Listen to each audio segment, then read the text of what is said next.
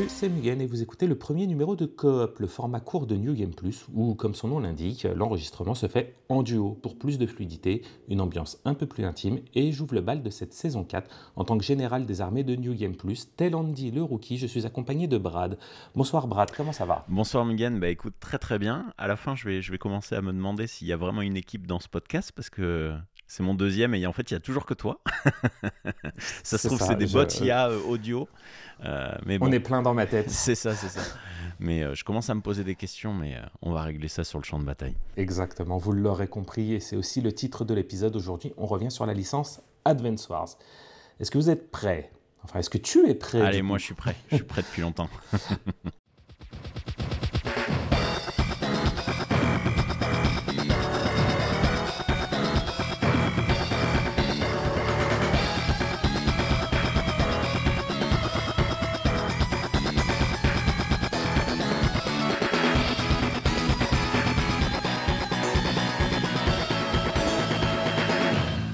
Ok, on commence par un très bref historique parce que si nous on connaît Advance Wars, il faut savoir que la série c'est Nintendo Wars en fait. Elle a commencé en 88 sur Famicom, donc la NES japonaise, et ça s'est illustré sur un peu toutes les consoles de Nintendo sauf la 64.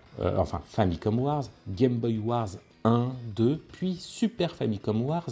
Après retour sur Game Boy avec Game Boy Wars 3 et Game Boy Wars Turbo. Tout ça c'est resté cantonné au Japon. Parce que les Occidentaux, ils sont trop cons pour le TRPG. Ah oui, Puis trop la compliqué. guerre, c'est pas pour eux. Trop de technique. Voilà. Et c'est des jeux qui proposaient ni scénario, ni rien, juste un design très enfantin et des bruitages kawaii. Mais devant le succès et raz-de-marée colossal de la magnifique Game Boy Advance, ils ont dit bon, on va leur laisser une chance et on va sortir Advance Wars. Comment est-ce que tu as connu Advance Wars? Alors, je pense qu'on devait être, j'ai plus forcément le détail exact, tu vois, mais à mon avis, ça devait se passer en été. Donc là, on devait être entre, je pense, on devait être 2000. Moi, j'ai dû l'avoir l'année suivante, tu vois, de sa Donc sortie. ça serait 2003 pour toi? Ouais, je pense que c'est ça, ouais. Je pense que c'est ça, parce que je me souviens en fait l'avoir acheté d'occasion dans un magasin, chose que je faisais pas mal l'été avec l'argent accumulé.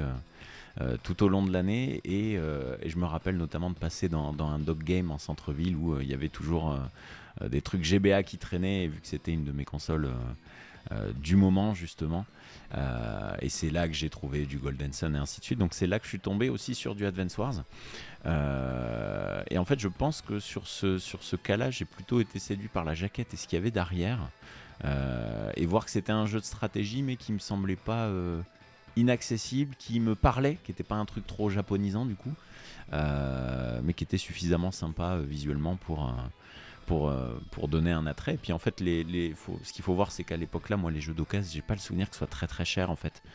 Donc on pouvait se permettre un peu de se tromper et de revendre sans forcément le faire tout le temps, mais c'était pas sur un truc dramatique en faisant une horreur. Ouais, en occasion, il devait tourner entre 25 et 30 balles. Ouais, et du coup, t'es pas au 40-45 du jeu neuf, donc ça tient la route. Et puis, je sais que les jeux tournaient entre ce que les copains avaient et tout ça.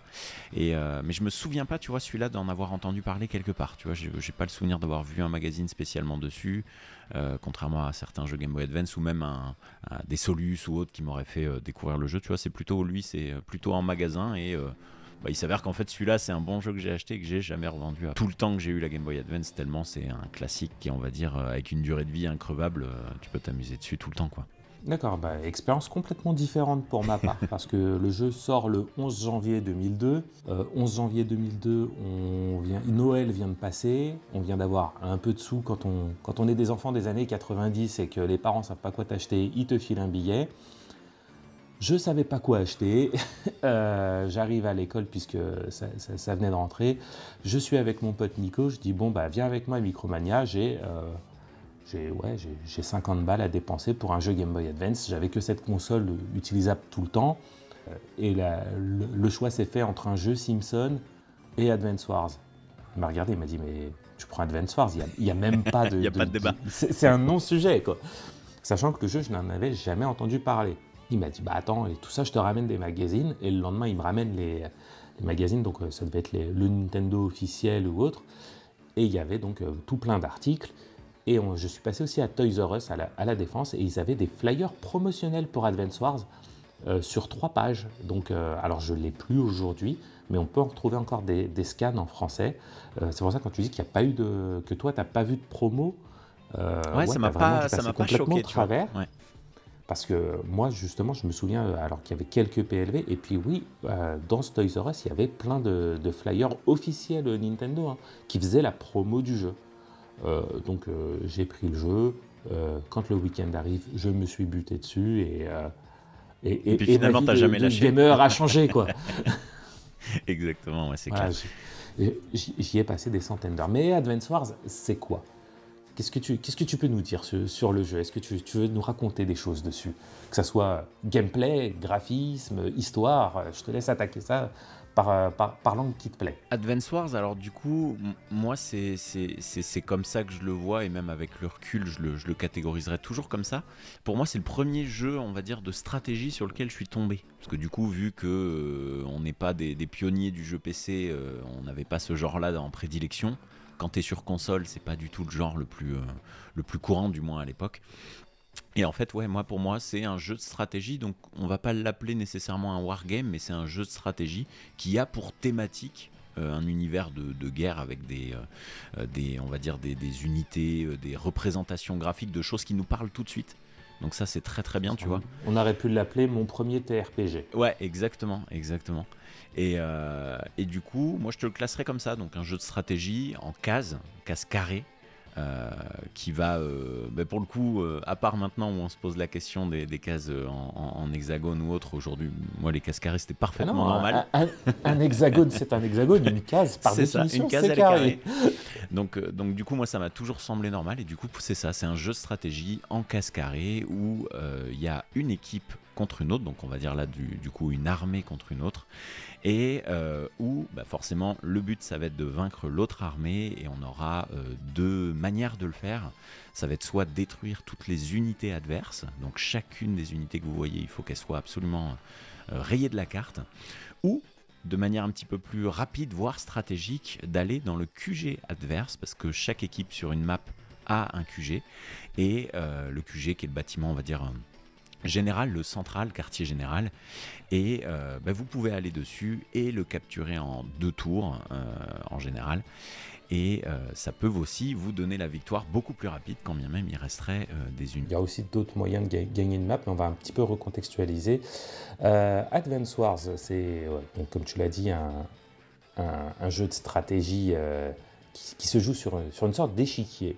Voilà, pour reprendre le principe des cases. C'est comme un jeu de plateau, concrètement, c'est comme un jeu, ça pourrait se faire en jeu de plateau, concrètement. C'est ça, avec le thème de la guerre, entre guillemets, mais parce que ce sont des champs de bataille dédramatisés. Dans Advance Wars, il n'y a pas de mort. Des infanteries, quand elles s'affrontent, les soldats qui sont perdus sont éjectés de l'écran. Exactement. Il n'y a pas de mort. Voilà. Bon, une unité, elle explose dans une petite gerbe de flammes. C'est-à-dire que Mario 3 est plus violent qu'Advance Wars graphiquement.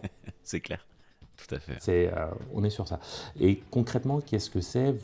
Quand vous lancez le jeu la première fois, vous avez un tutoriel de 10 missions où vous êtes accueilli par Nell de l'armée d'Orange Star, qui est une représentation stylisée En fait, il y a 4 grandes nations, donc Orange Star, Green Earth, Blue Moon, Yellow Comet. Chacune de ces armées est une caricature d'un pays. Et donc là, on va incarner Andy, nouvel arrivant de l'armée d'Orange Star. Et vous, en tant que joueur, vous êtes conseiller de cette armée. Vous êtes recruté en même temps que Andy. Et sous la tutelle de Nell, vous donnerez les conseils à Andy pour démarrer.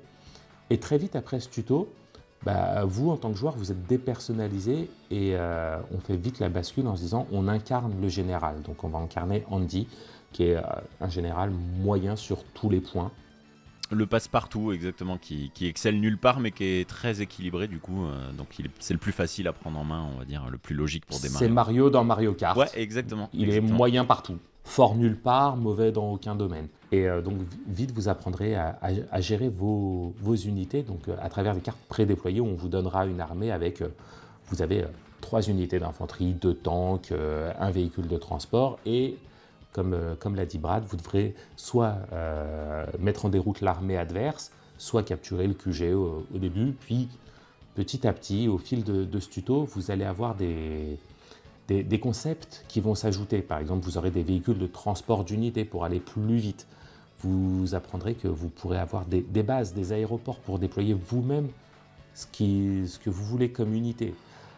Et puis après, vous allez avoir la notion Les unités de fond maritimes aussi, en plus, qui arrivent Oui, après. les unités maritimes. Exact. Et vous apprendrez que chaque bâtiment que vous contrôlez, vous allez avoir la notion de contrôle des bâtiments. Chaque bâtiment vous ramène de l'argent pour déployer vous-même les unités qui vous fait envie pour mener à bien votre bataille. Vous allez avoir aussi les cartes à mission. Donc, mettons que vous incarnez Andy, vous allez affronter un général spécialisé dans les unités maritimes. On va vous dire, sur toute la carte, il a une unité de transport qui s'appelle une barge qui est planquée. À vous de la trouver et de la détruire pour gagner la map. C'est ça. Et là, on est dans les seuls cas où on a un objectif de victoire qui diffère de l'organisation. C'est ça, il y a les deux grandes façons de gagner, et de temps en temps, vous pouvez avoir ça. Ça peut être un petit peu aussi des maps chrono de mémoire où tu as c'est ça, où faut un nombre de résister tours X jours. nécessaires où tu résistes X jours, exactement, ouais. Faut trouver arriver à la victoire le plus avant le délai, ou justement résister dans un truc un peu très compliqué, ouais, justement. Alors, généralement, arriver à la victoire, c'est compliqué parce que c'est des maps où tu es en position de faiblesse. C'est plutôt, faut résister coûte que coûte avant de céder, mais on va céder, ça se joue des fois un tour près et ça passe, ouais. Faut tenir 14 jours et tu vois que l'ennemi, s'il fallait tenir 15 jours, tu te serais fait écraser parce que lui commence, il a 15 tanks et toi, tu as un pauvre bonhomme. Et ton but, ça va être de parcourir à travers les montagnes avant de te faire chasser par un bombardier. En fait, c'est un jeu qui m'a surpris par sa diversité et par sa profondeur au vu du support que c'est. Oui, complètement. Ouais. Je pensais pas que sur une pauvre Game Boy, tu pouvais avoir des jeux aussi profonds, quoi que diront les rageux, les collègues de New Game Plus. Hein. Voilà, je veux pas balancer, mais celui qui commence par HK et qui finit par R nous dira que non, c'est n'importe quoi. Bonjour à vous, amis nostalgiques, c'est HKR. Et oui, je m'incruste dans ce duo pour lequel je n'étais pas invité. Mais j'ai envie de dire heureusement, car si mes deux compères n'ont pas arrêté de dire du bien de cette licence, il était indispensable que je participe, étant finalement le seul à avoir un peu de background sur le sujet du jour qui est le wargame. Alors oui, on se met tout de suite d'accord. Advance Wars est vendu comme un wargame et pas un tactical RPG ou autre. Sachant que pour moi la nuance principale c'est que le wargame va surtout se concentrer sur le côté contrôle d'unité, sur des opérations de guerre, alors que le tactical va être lui plus sur du contrôle de personnages. Ça va être plus incarné. Bon, c'est pas la seule nuance, mais voilà. Si je parle de ça, c'est parce que moi, le wargame, c'est quelque chose que j'ai pratiqué pendant très longtemps. À la base, le wargame, c'est quand même quelque chose c'est du serious game. Hein. C'est quelque chose qui a été fait par les différentes armées pour entraîner les officiers. Donc l'objectif était d'être vraiment le plus réaliste possible et focalisé sur l'aspect tactique. Et ça a un peu débordé. On a beaucoup intégré le côté historique au wargame. C'est quelque chose qui s'est très standardisé, on va dire, avec des codes assez établis. Et avant même l'explosion du jeu vidéo, le wargame était un type de jeu qui se pratiquait pas mal. Moi, mes premiers contacts avec, j'aurais un petit peu du mal à les resituer. Ça doit être sans doute des jeux Amiga, des jeux Atari ou des jeux DOS, ce type-là, qui m'ont pas forcément marqué parce que j'étais peut-être un petit peu jeune et que je maîtrisais pas. Mais par contre, j'ai souvenir que c'était un genre qui me plaisait beaucoup. Et quand j'étais au collège, j'achetais un magazine qui devait s'appeler sans doute Wargame Magazine, qui à chaque fois était focalisé sur une période historique avec une grande bataille et qui offrait en format papier à détacher et à découper un plateau de jeu et des unités avec des règles pour faire la bataille en question. Donc j'ai de très bons souvenirs de deux en particulier, que Marignan 1515, les batailles de François Ier, et le second qui m'a marqué, c'était la bataille des Ardennes pendant la Deuxième Guerre mondiale. Donc premier contact vraiment avec ce côté papier. J'ai aussi eu à travers jeux de société, alors ce qui s'appelle Seigneur de guerre, que j'ai toujours. C'est un tapis de jeu qui fait je crois 2 mètres carrés, qui est assez imposant, et sur lesquels on fait les forces du bien contre les forces du mal, donc c'est plus dans l'esprit Heroic Fantasy, mais j'y ai pas mal joué. Et sur PC, c'est essentiellement la série des 5 Star General, avec surtout Pan sur lequel j'ai passé énormément de temps. Et ça tombe bien puisqu'on sent fortement l'inspiration de Panzer General sur Advance Wars. Sachant que voilà, je suis loin d'être un hardcore du wargame, que même Panzer General, on considère que c'est un wargame moyen, quoi. Non, c'est pas un pour les experts, et c'est pas non plus débutant. Donc si je vous ai fait mon CV, c'est pas histoire de me la péter, mais c'est histoire que vous compreniez comment moi j'ai accueilli cet Advance Wars, puisque à l'époque de sa sortie, le genre est un petit peu sur... En tout cas, il sort un de mes radars. Je ne sais pas s'il est sur le déclin ou quoi, mais ça fait longtemps que j'ai pas relancé de licence du genre et je suis très impatient d'y jouer. Alors, si vous avez écouté l'épisode sur la GBA, vous savez que mon premier contact s'est fait chez un ami à travers le Game Boy Player sur la GameCube et que j'ai été fortement déçu. Suite à ça, j'ai relancé le jeu quelques années plus tard. Donc, le premier Advance Wars où j'ai dû y passer vraiment 3 heures, ça doit être ça. Pas mieux. Vraiment pas emballé. J'ai fait Advance Wars 2, là aussi j'ai dû passer 2 heures dessus. Et le dernier, c'est un que j'ai récupéré sur DS, je crois que c'est Dark Conflict, si je dis pas de conneries, où lui j'ai essayé de passer plus de temps, j'ai dû passer 5-6 heures, et vraiment, ouais, j'arrive vraiment pas avec cette licence-là. Le but, même si je pourrais facilement troller sur la licence, c'est d'être constructif, donc je vais essayer de vous expliquer le pourquoi, mais c'était important de faire cette petite remise en contexte pour le comprendre. Advance Wars, déjà, moi, mon premier problème, c'est le côté histoire. Alors, je suis désolé, mais je trouve que cet univers est très faible. Je pense d'ailleurs que c'est pas pour rien que c'est une des rares licences Nintendo qu'on va pas retrouver dans Smash Bros, dans le sens où l'histoire, on est sur du shonen lambda pas très élaboré, que ça casse le rythme, que les personnages sont assez peu charismatiques finalement, que c'est assez laborieux de devoir à chaque fois attendre que le texte s'affiche et qu'on passe dessus. Bref, moi j'ai pas du tout adhéré. Pourtant j'ai pas de souci avec les visual novels, mais là vraiment pas du tout. Et vous allez me dire, mais en même temps, c'est pas grave, toi qui joues au wargame, il n'y a pas d'histoire. Et ben justement, il y a l'histoire qui est apportée de manière différente. C'est à travers soit le côté historique, soit à travers le côté, on va dire, carte-terrain, où finalement, ta façon de jouer, la façon dont le terrain est créé, ça te raconte une histoire. Typiquement, si on est sur... je sais rien, sur une mission dans un wargame où imaginons que ce soit un wargame sur le pont de la rivière Kwai, et bien à travers la disposition de la carte, à travers le positionnement du pont, à travers les défenses qui seront placées, mais finalement l'histoire va se créer autour de ça. Et c'est d'ailleurs ça que je trouve vraiment très intéressant dans les wargames. Advance Wars ne fait absolument pas ça, les cartes sont très génériques. Il y a certes un petit... le décor va changer, mais ça va être très neutre là-dessus, hein. C'est-à-dire qu'on va retrouver une ville, on va retrouver une route, on va retrouver un port, on va retrouver... Mais ça ne servira pas du tout le propos de l'histoire. Et du coup, à la place de ça, on a ces phases pas très intéressantes pour moi entre deux qui n'apportent rien et qui rendent les cartes pas très intéressantes. Bon, passons sur ce côté histoire, on va dire c'est pas grave, on va passer outre, on va passer sur les mécanismes. Et les mécanismes là aussi, c'est assez décevant pour moi. Je vais pas revenir sur le sujet case carrée, case hexagonale, mais malgré tout, c'est quand même quelque chose qui est assez symptomatique du jeu, dans le sens où on voit qu'il a pas les codes finalement, qu'il essaye de partir sur d'autres choses et il passe à côté de points importants. Là, on est sur quelque chose qui est relativement simple. Alors, c'est pas forcément mauvais, le fait que ce soit simple, mais c'est trop simple quand on a un peu joué à du wargame. Je veux dire, typiquement, le ravitaillement existe, mais il est géré.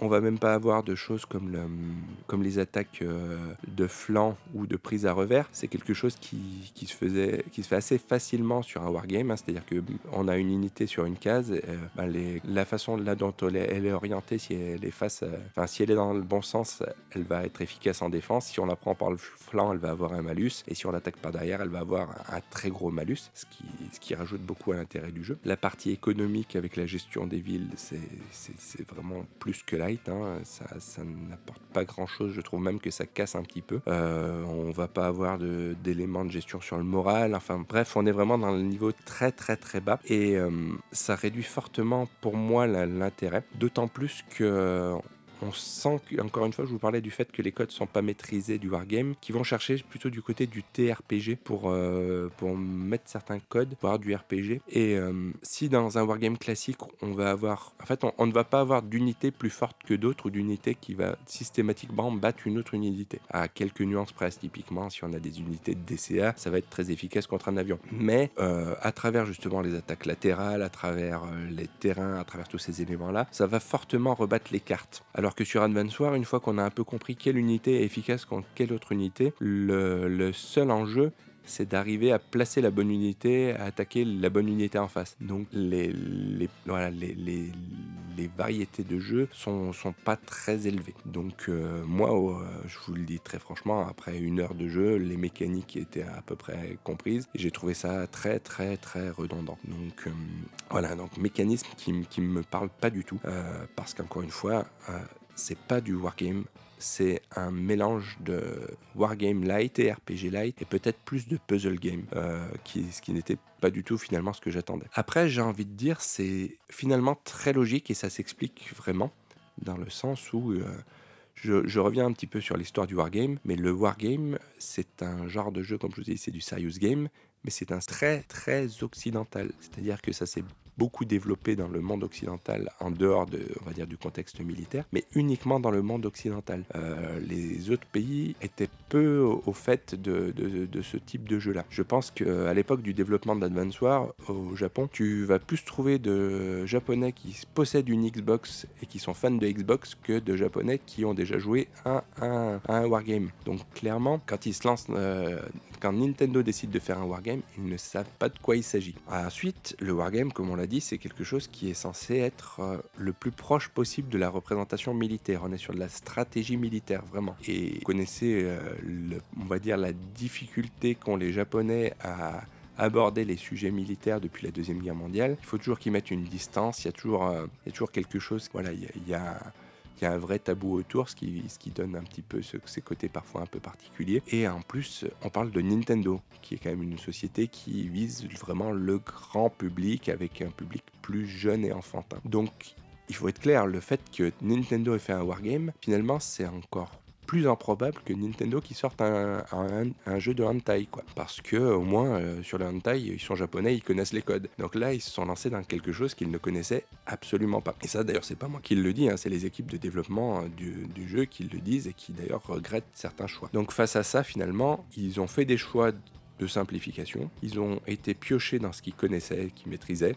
JRPG, TRPG, et ont créé quelque chose qui est très hybride. Et c'est là mon problème. Je ne vais pas vous dire qu'Advance Wars est un mauvais jeu, c'est faux. C'est juste que c'est un très mauvais wargame. C'est un wargame très très light qui a une grosse partie puzzle game et une grosse partie TRPG. Donc quand on vous vend un wargame, et ben forcément vous serez déçu. La petite comparaison que je pourrais vous faire, c'est imaginez vous êtes un joueur d'échecs, ça fait des années que vous jouez, vous connaissez les ouvertures, vous aimez beaucoup ça, vous êtes vraiment dans l'étude des parties célèbres des échecs, et puis vous avez un pote qui vous dit viens, j'ai une variante pour jouer aux échecs, on va faire une partie. Puis vous arrivez, puis sur le jeu d'échecs, il va vous dire moi j'ai enlevé les pions et les cavaliers parce que c'était trop compliqué. Les déplacements, je sais pas trop comment ça marche, donc on prend les déplacements des dames et pas ceux des échecs. J'ai remplacé les pions par des poupées Bratz parce que c'était... Et puis on va faire une histoire, on dit que les blancs, ils sont là pour trouver le One Piece et les noirs, ils sont là pour devenir le meilleur ninja. Donc... peut-être que ça va être amusant, je vous dis pas le contraire, juste que si on vous a dit viens on va jouer aux échecs, vous allez trouver ça nul à chier, quoi. Donc voilà moi un petit peu mon ressenti et mon histoire par rapport à Advance Wars, un jeu que j'attendais beaucoup, un jeu que je trouve pas bon parce que c'est pas ce que je voulais, parce que c'est pas un wargame, et quoi qu'on en dise, que si vous avez déjà joué à un wargame, vous trouverez ça terriblement simple et terriblement inintéressant. C'est même pas une bonne porte d'entrée sur le wargame, puisqu'encore une fois, il emprunte beaucoup plus à d'autres styles de jeu qu'à du wargame. Donc, si vous cherchez quelque chose pour vous occuper sur les toilettes qui soit pas Candy Crush, c'est un bon choix. Si vous voulez vous lancer sur quelque chose de profond et découvrir vraiment ce qu'est un wargame, n'allez surtout pas là-dessus. Allez plutôt sur les PC, allez même sur les jeux papier. vous trouverez des choses tellement plus profondes, tellement plus satisfaisantes et tellement plus intéressantes que Advance Wars. Voilà, je sais que ça ne va pas faire plaisir à mes deux compères qui, eux, vénèrent ce jeu-là, mais je suis convaincu que c'est une licence qu'on ne verra pas de sitôt. Parce qu'encore une fois, le background est très faible, la partie gameplay est aussi finalement aujourd'hui très faible, donc soit il faudrait que Nintendo le retravaille énormément et on perdrait les joueurs qui ont apprécié la première formule, soit on serait sur quelque chose qui serait du type jeu mobile et qu'on aurait du mal à vendre aujourd'hui. Donc cette licence, c'est, je pense, un petit bonbon nostalgique que certains ont. Comme certains vont adorer le pain et le chocolat au goûter, en disant que c'est le meilleur goûter du monde, mais quand on a commencé à manger la pâtisserie haut de gamme à côté, ben, on peut l'apprécier, mais difficile de le défendre comme la meilleure du monde. Hein, pas vrai les gars? Bon, écoutez, je vais pas vous embêter plus longtemps. Je laisse ce duo redevenir un duo. Je vous souhaite à plus et bon courage pour la suite. Mais pour un jeu de Game Boy Advance, c'est un jeu qui a une profondeur folle et une rejouabilité qui est énorme parce que Advance Wars a amené plein d'autres trucs. Je monopolise un peu la parole. Je vais te laisser parler. Brad, est-ce que tu as d'autres points que tu veux aborder? Parce que moi, j'en ai encore plein et j'ai pas envie de partir dans tous les sens et qu'après tu dises « Ma merde, t'as parlé de ça et j'aurais bien voulu en parler aussi. » Justement, quand on parle de rejouabilité, on ira plus tard sur d'autres détails du gameplay, mais quand on parle de rejouabilité, c'est justement parce qu'on a le fameux mode campagne, où là, on va avoir du coup un tutoriel très bien intégré sous forme de mission. Ça continue, on sort du tutoriel en quelque sorte sans s'en rendre compte, c'est très fluide dans l'avancée là. Et on va arriver justement avec différentes missions où on aura différents objectifs. Très souvent, c'est détruire les ennemis ou capturer le QG. De temps en temps, ça change, c'est des tours limités ou une unité spéciale à avoir. Et on a le déroulement de l'histoire qui va se faire de fil en aiguille jusqu'à des twists et des batailles finales assez justement compliquées et longues. Et aussi, on a d'autres modes. C'est pour ça que la campagne, on peut la refaire. Parce qu'une fois qu'on l'aura terminée, on va débloquer, si je te dis pas de bêtises, sur celui-là, c'est déjà disponible le mode expert. Qui rend le... Alors, il faut terminer la campagne une fois et ensuite tenir Select quand tu fais le nouveau. Et là, tu passes en mode campagne expert. Donc, on remet encore la même chose avec un cran de difficulté. Mais c'est pas trop, en fait, hein, vu tout ce qu'il y a à faire et en fait, on progresse en fait à chaque mission, donc forcément, quand on recommence le jeu, on a toujours des bonnes choses à faire, bien meilleures que notre première partie. Et on n'a pas que ça comme mode en fait, on a aussi le mode QG, et là du coup, on va se retrouver face. Au lieu d'avoir une campagne, c'est plutôt des missions individuelles avec des objectifs particuliers. On pourra aussi du coup débloquer des généraux avec ça et acheter du contenu supplémentaire. En fait, chaque mission, que ça soit campagne ou autre, vous ramènera selon votre classement. Enfin, vous êtes noté à chaque fin de mission sur la vitesse à laquelle vous avez accompli la mission, le nombre d'unités détruites et le nombre d'unités perdues. Donc c'est un classement qui va de... Ça doit être D ou E ou un truc comme ça. Ouais, c'est très dur d'être en dessous de C, mais je crois que tu as du D peut-être. Et ça va jusqu'à S. Ouais, c'est ça. Et en fait, à chaque fois que vous remplissez une mission, vous gagnez des crédits que vous pourrez dépenser à la boutique.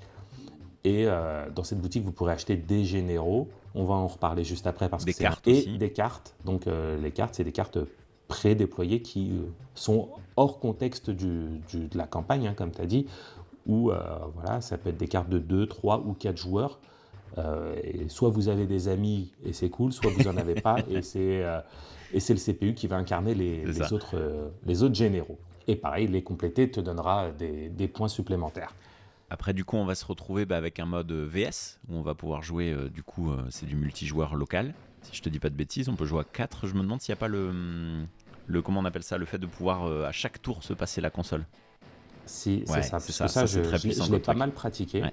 En fait, si vous avez une console, un jeu, donc vous faites votre partie, vous faites votre tour, vous passez la console aux copains, etc. Ce qui est dommage, c'est qu'on voit pas un peu ces actions. Du coup, on reprend une map à un état donné et on n'a pas vu le déroulé. Si vous êtes dans le clan des gens un peu plus fortunés, vous jouez avec une cartouche mais plusieurs consoles. Et dans ce cas-là, c'est assez fluide où vous voyez le déroulement du tour. Et si chacun a sa propre cartouche, il y a des fonctionnalités en plus, mais pas grand-chose. Non, parce que du coup, le jeu est tellement simple que Tu vois, c'est comme si tu mettais un circuit de Mario Kart, sauf que le circuit il est reconstruisable à l'infini, donc forcément c'est encore moins limité que sur un Mario Kart Super Circuit. Ouais. C'est ça. Et en parlant de reconstruire, c'est une belle transition parce que vous avez aussi le mode création de map. Exactement. Ouais. Voilà, parce qu'une fois que vous êtes venu à bout de ce contenu principal, eh ben, vous pouvez créer vos propres maps et les importer soit en mode VS contre vos copains ou faire incarner les adversaires par le CPU. Donc à vous les maps prédéployées où vous avez 59 unités oranges qui vont détruire la pauvre unité bleue qui sera toute seule. Vous pourrez vous venger de toutes vos frustrations accumulées en mode campagne. Et il y a aussi quelque chose sur lequel on est passé sur le mode campagne qui fait le cœur de la rejouabilité, c'est que c'est un jeu à embranchement. En fait, il faut savoir qu'à chaque intermission, même en début et fin de mission, votre général et le général adverse vont dialoguer. Et c'est comme ça que vous allez faire un petit peu du world building, c'est-à-dire que Andy, c'est le nouveau qui est un petit peu neuneux, mais qui est toujours partant. C'est ça, inexpérimenté, mais très très demandeur, ouais, c'est ça.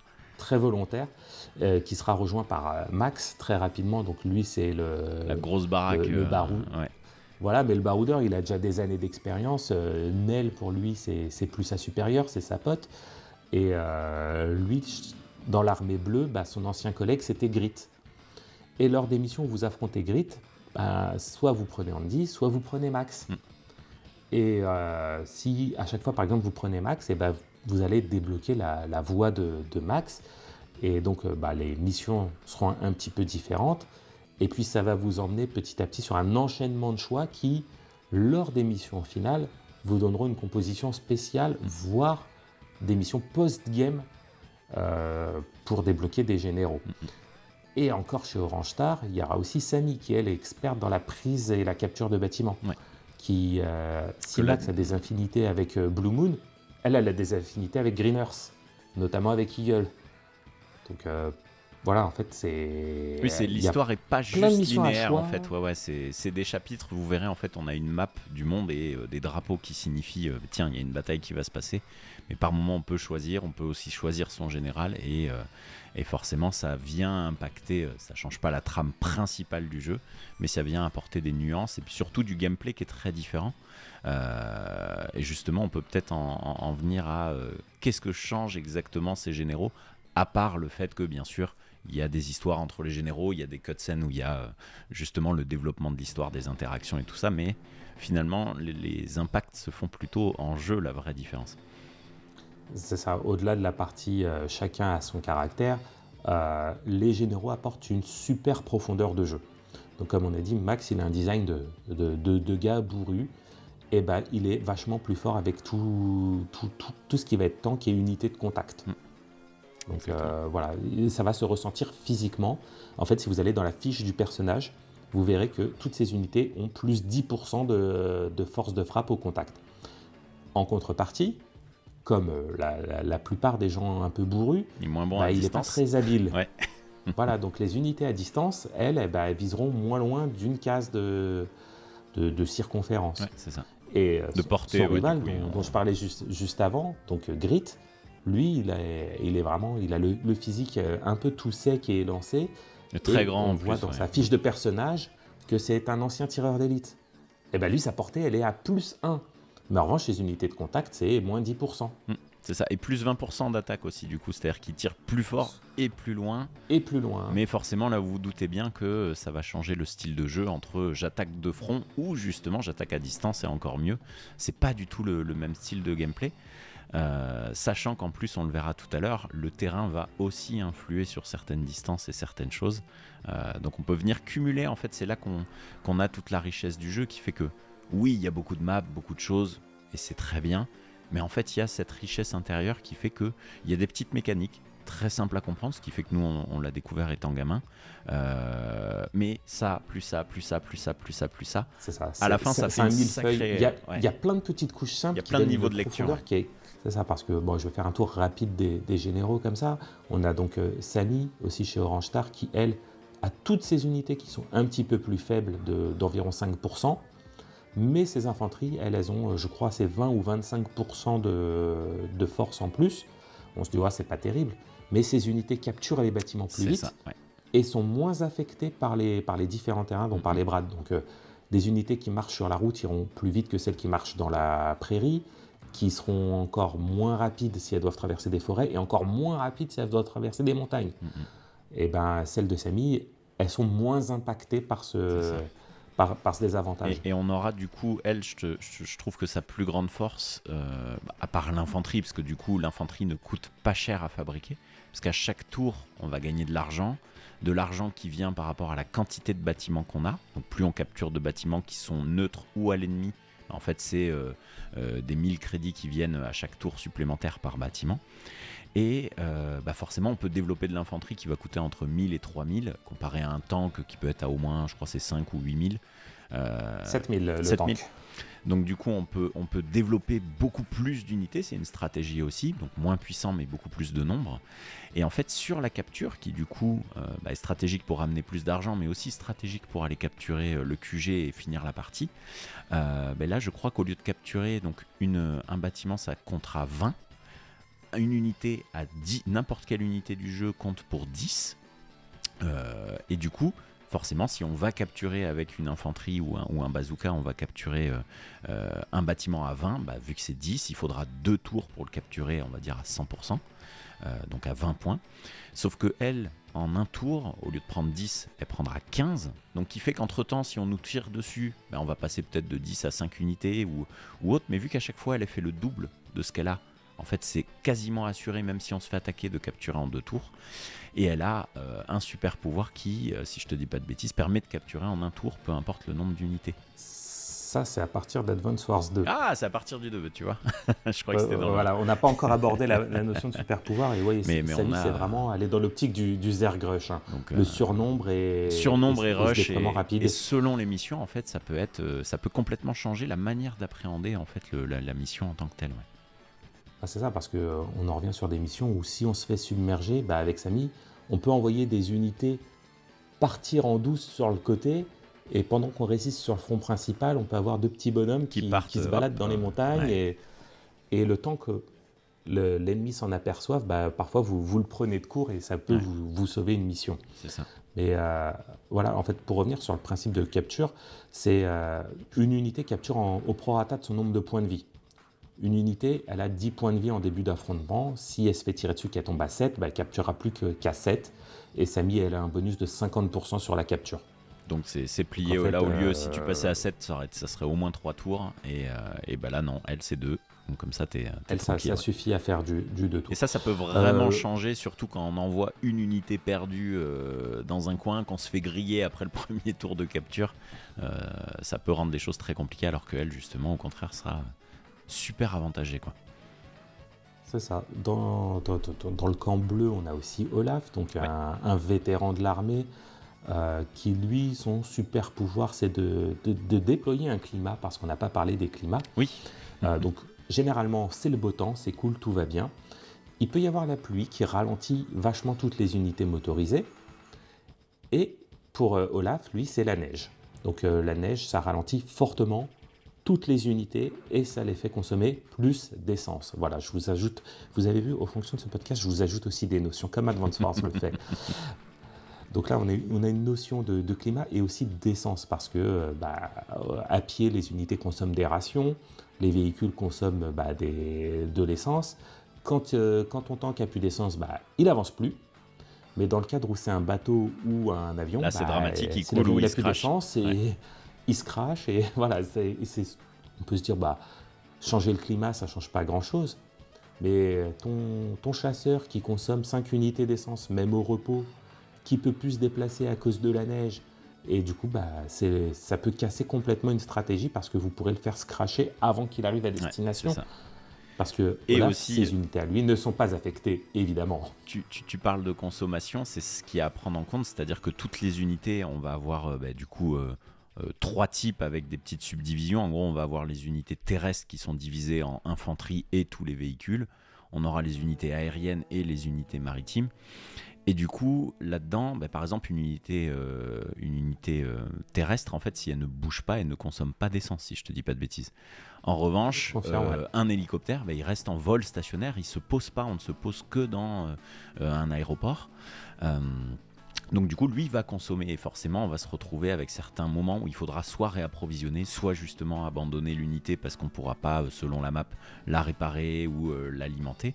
Et ça va être la même chose du coup pour les bateaux et surtout, c'est là que c'est le plus stratégique, sur les sous-marins qu'on va avoir. Qui eux vont vraiment consommer des unités de carburant, mais qui vont en consommer encore plus quand ils sont en mode furtif, qu'ils ont plongé. Donc l'adversaire ne les voit pas. Mais forcément chez nous il y a une contrepartie, c'est que ça consomme beaucoup plus au passage. C'est ça. Et évidemment, les unités les plus puissantes ont les plus petits réservoirs. Et voilà, comme par hasard. C'est ça, c'est-à-dire que votre tank classique, il a 99 unités d'essence, votre sous-marin n'en a que 60. Donc chaque tour passé en sous-marin, enfin sous l'eau, il vous consomme 5 unités sur 60. Ça peut aller très vite.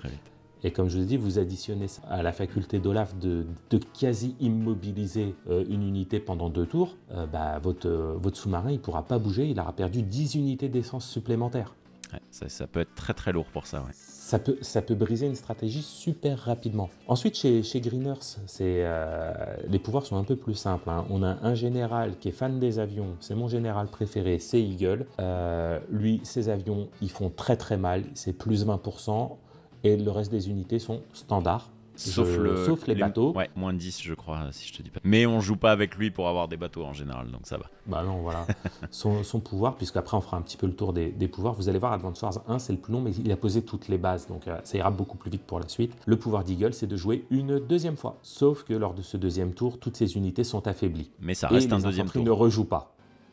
Les infanteries ne rejouent pas, sinon ils pourraient capturer en un tour, et là ça serait n'importe quoi. Et on va dire que son avion qui a 120% par rapport à la base, il passera à 90% lors du deuxième tour. Mais le gros avantage, c'est de pouvoir traverser 2 fois 9 cases en un tour. Ouais, c'est immense. Là, ça permet de faire une attaque flèche sur quelque chose ou justement de revenir en backup instantanément.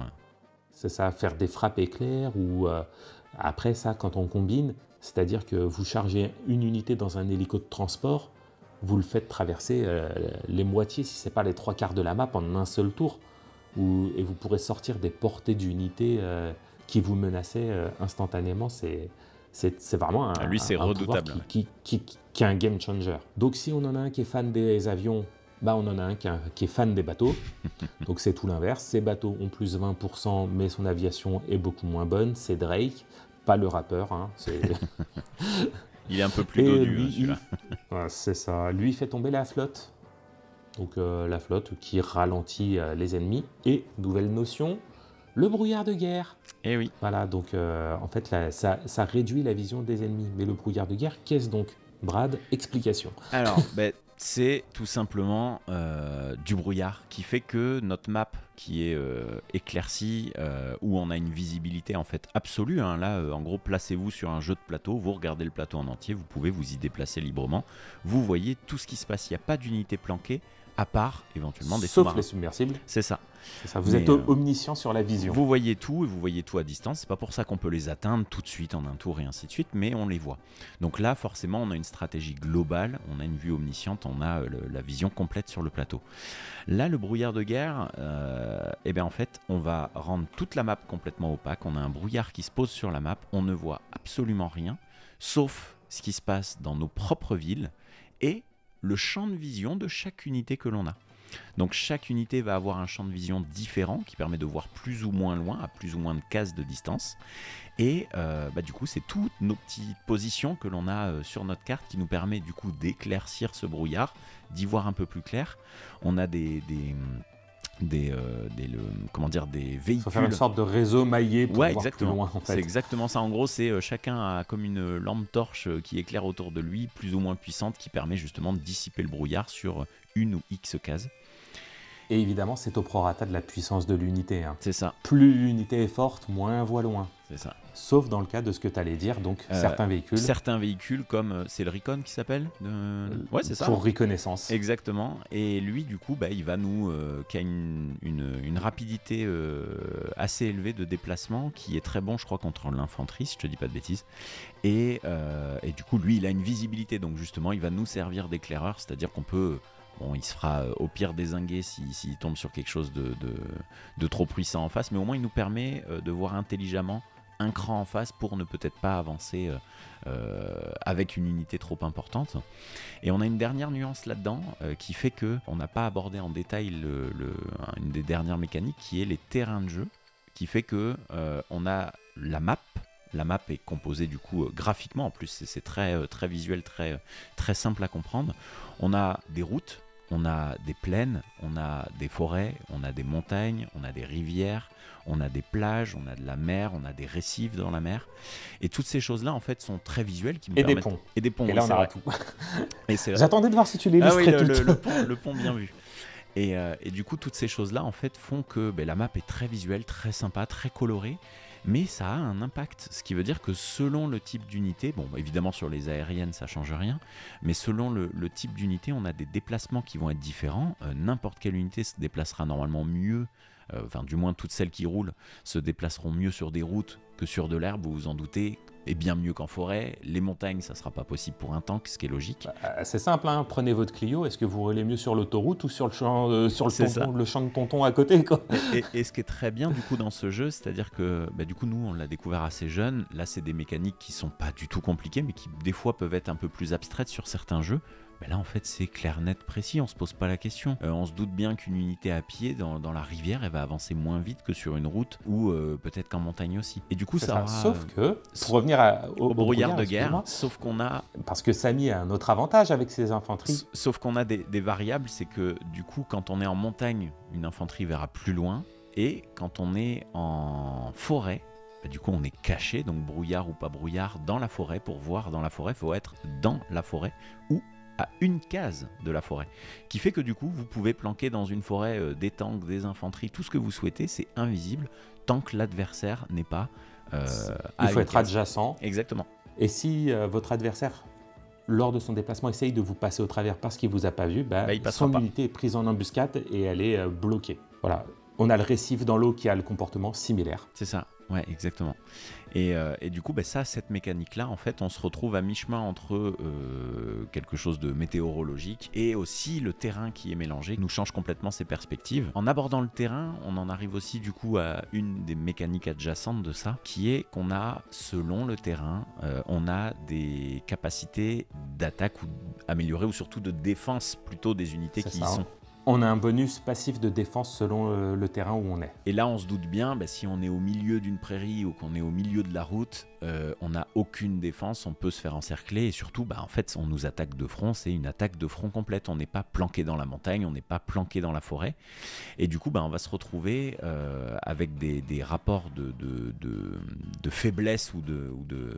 Enfin, ça dépend de quel côté on se situe, mais admettons, on est en défense, on a des bonus de défense. Si on est en montagne, on est moins accessible. Si on est en forêt, on est mieux protégé. Si on est dans une ville, on est mieux protégé que dans la route, et ainsi de suite. Et si on est sur un QG, on a la défense maximale. C'est ça.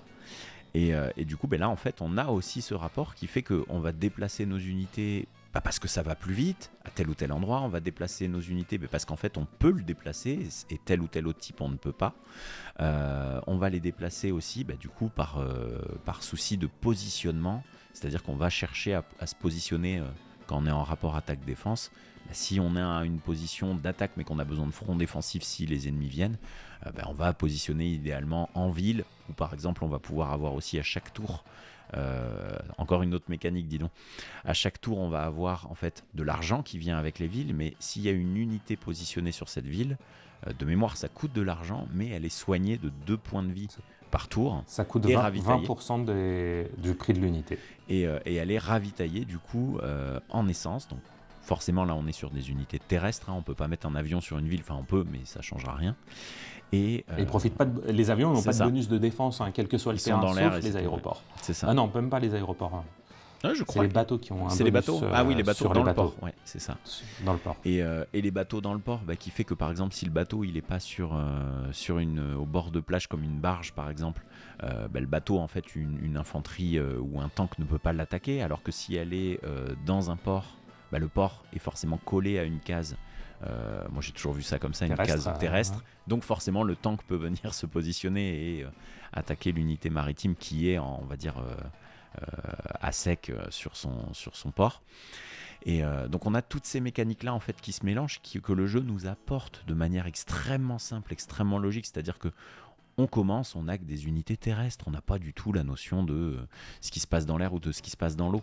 Et on nous apporte C'est vraiment un petit apprentissage gameplay Nintendo. c'est ça, c'est-à-dire qu'on fait un tuto sans se taper un tuto, mais c'est quand même un tuto. C'est ça, c'est la première carte. Ah tiens, en fait, t'as vu, ton machin, il a plus d'essence. Voilà un véhicule pour le ravitailler. Ça serait une bonne idée d'aller le ravitailler, tu penses pas? Bien, ouais, c'est ça. Et du coup, on a des unités, par exemple, sur le côté terrestre. On va par exemple avoir, ils appellent ça un VTB de mémoire. Véhicule de transport blindé. C'est ça, qui va nous permettre d'intégrer des unités d'infanterie dedans pour les déplacer très rapidement. Donc de transport blindé. C'est ça. Et de ravitaillement. Et de ravitaillement de toutes les unités terrestres. Donc qui fait qu'un tank, on n'est pas obligé de le rapatrier peut-être à une ville qui est à 15 cases en dessous. On peut venir faire... Alors le VTB marche sur l'aérien et le maritime aussi. Hein. Ah, je me rappelais pas de ça, tiens. C'est ça, il marche vraiment sur toutes les unités.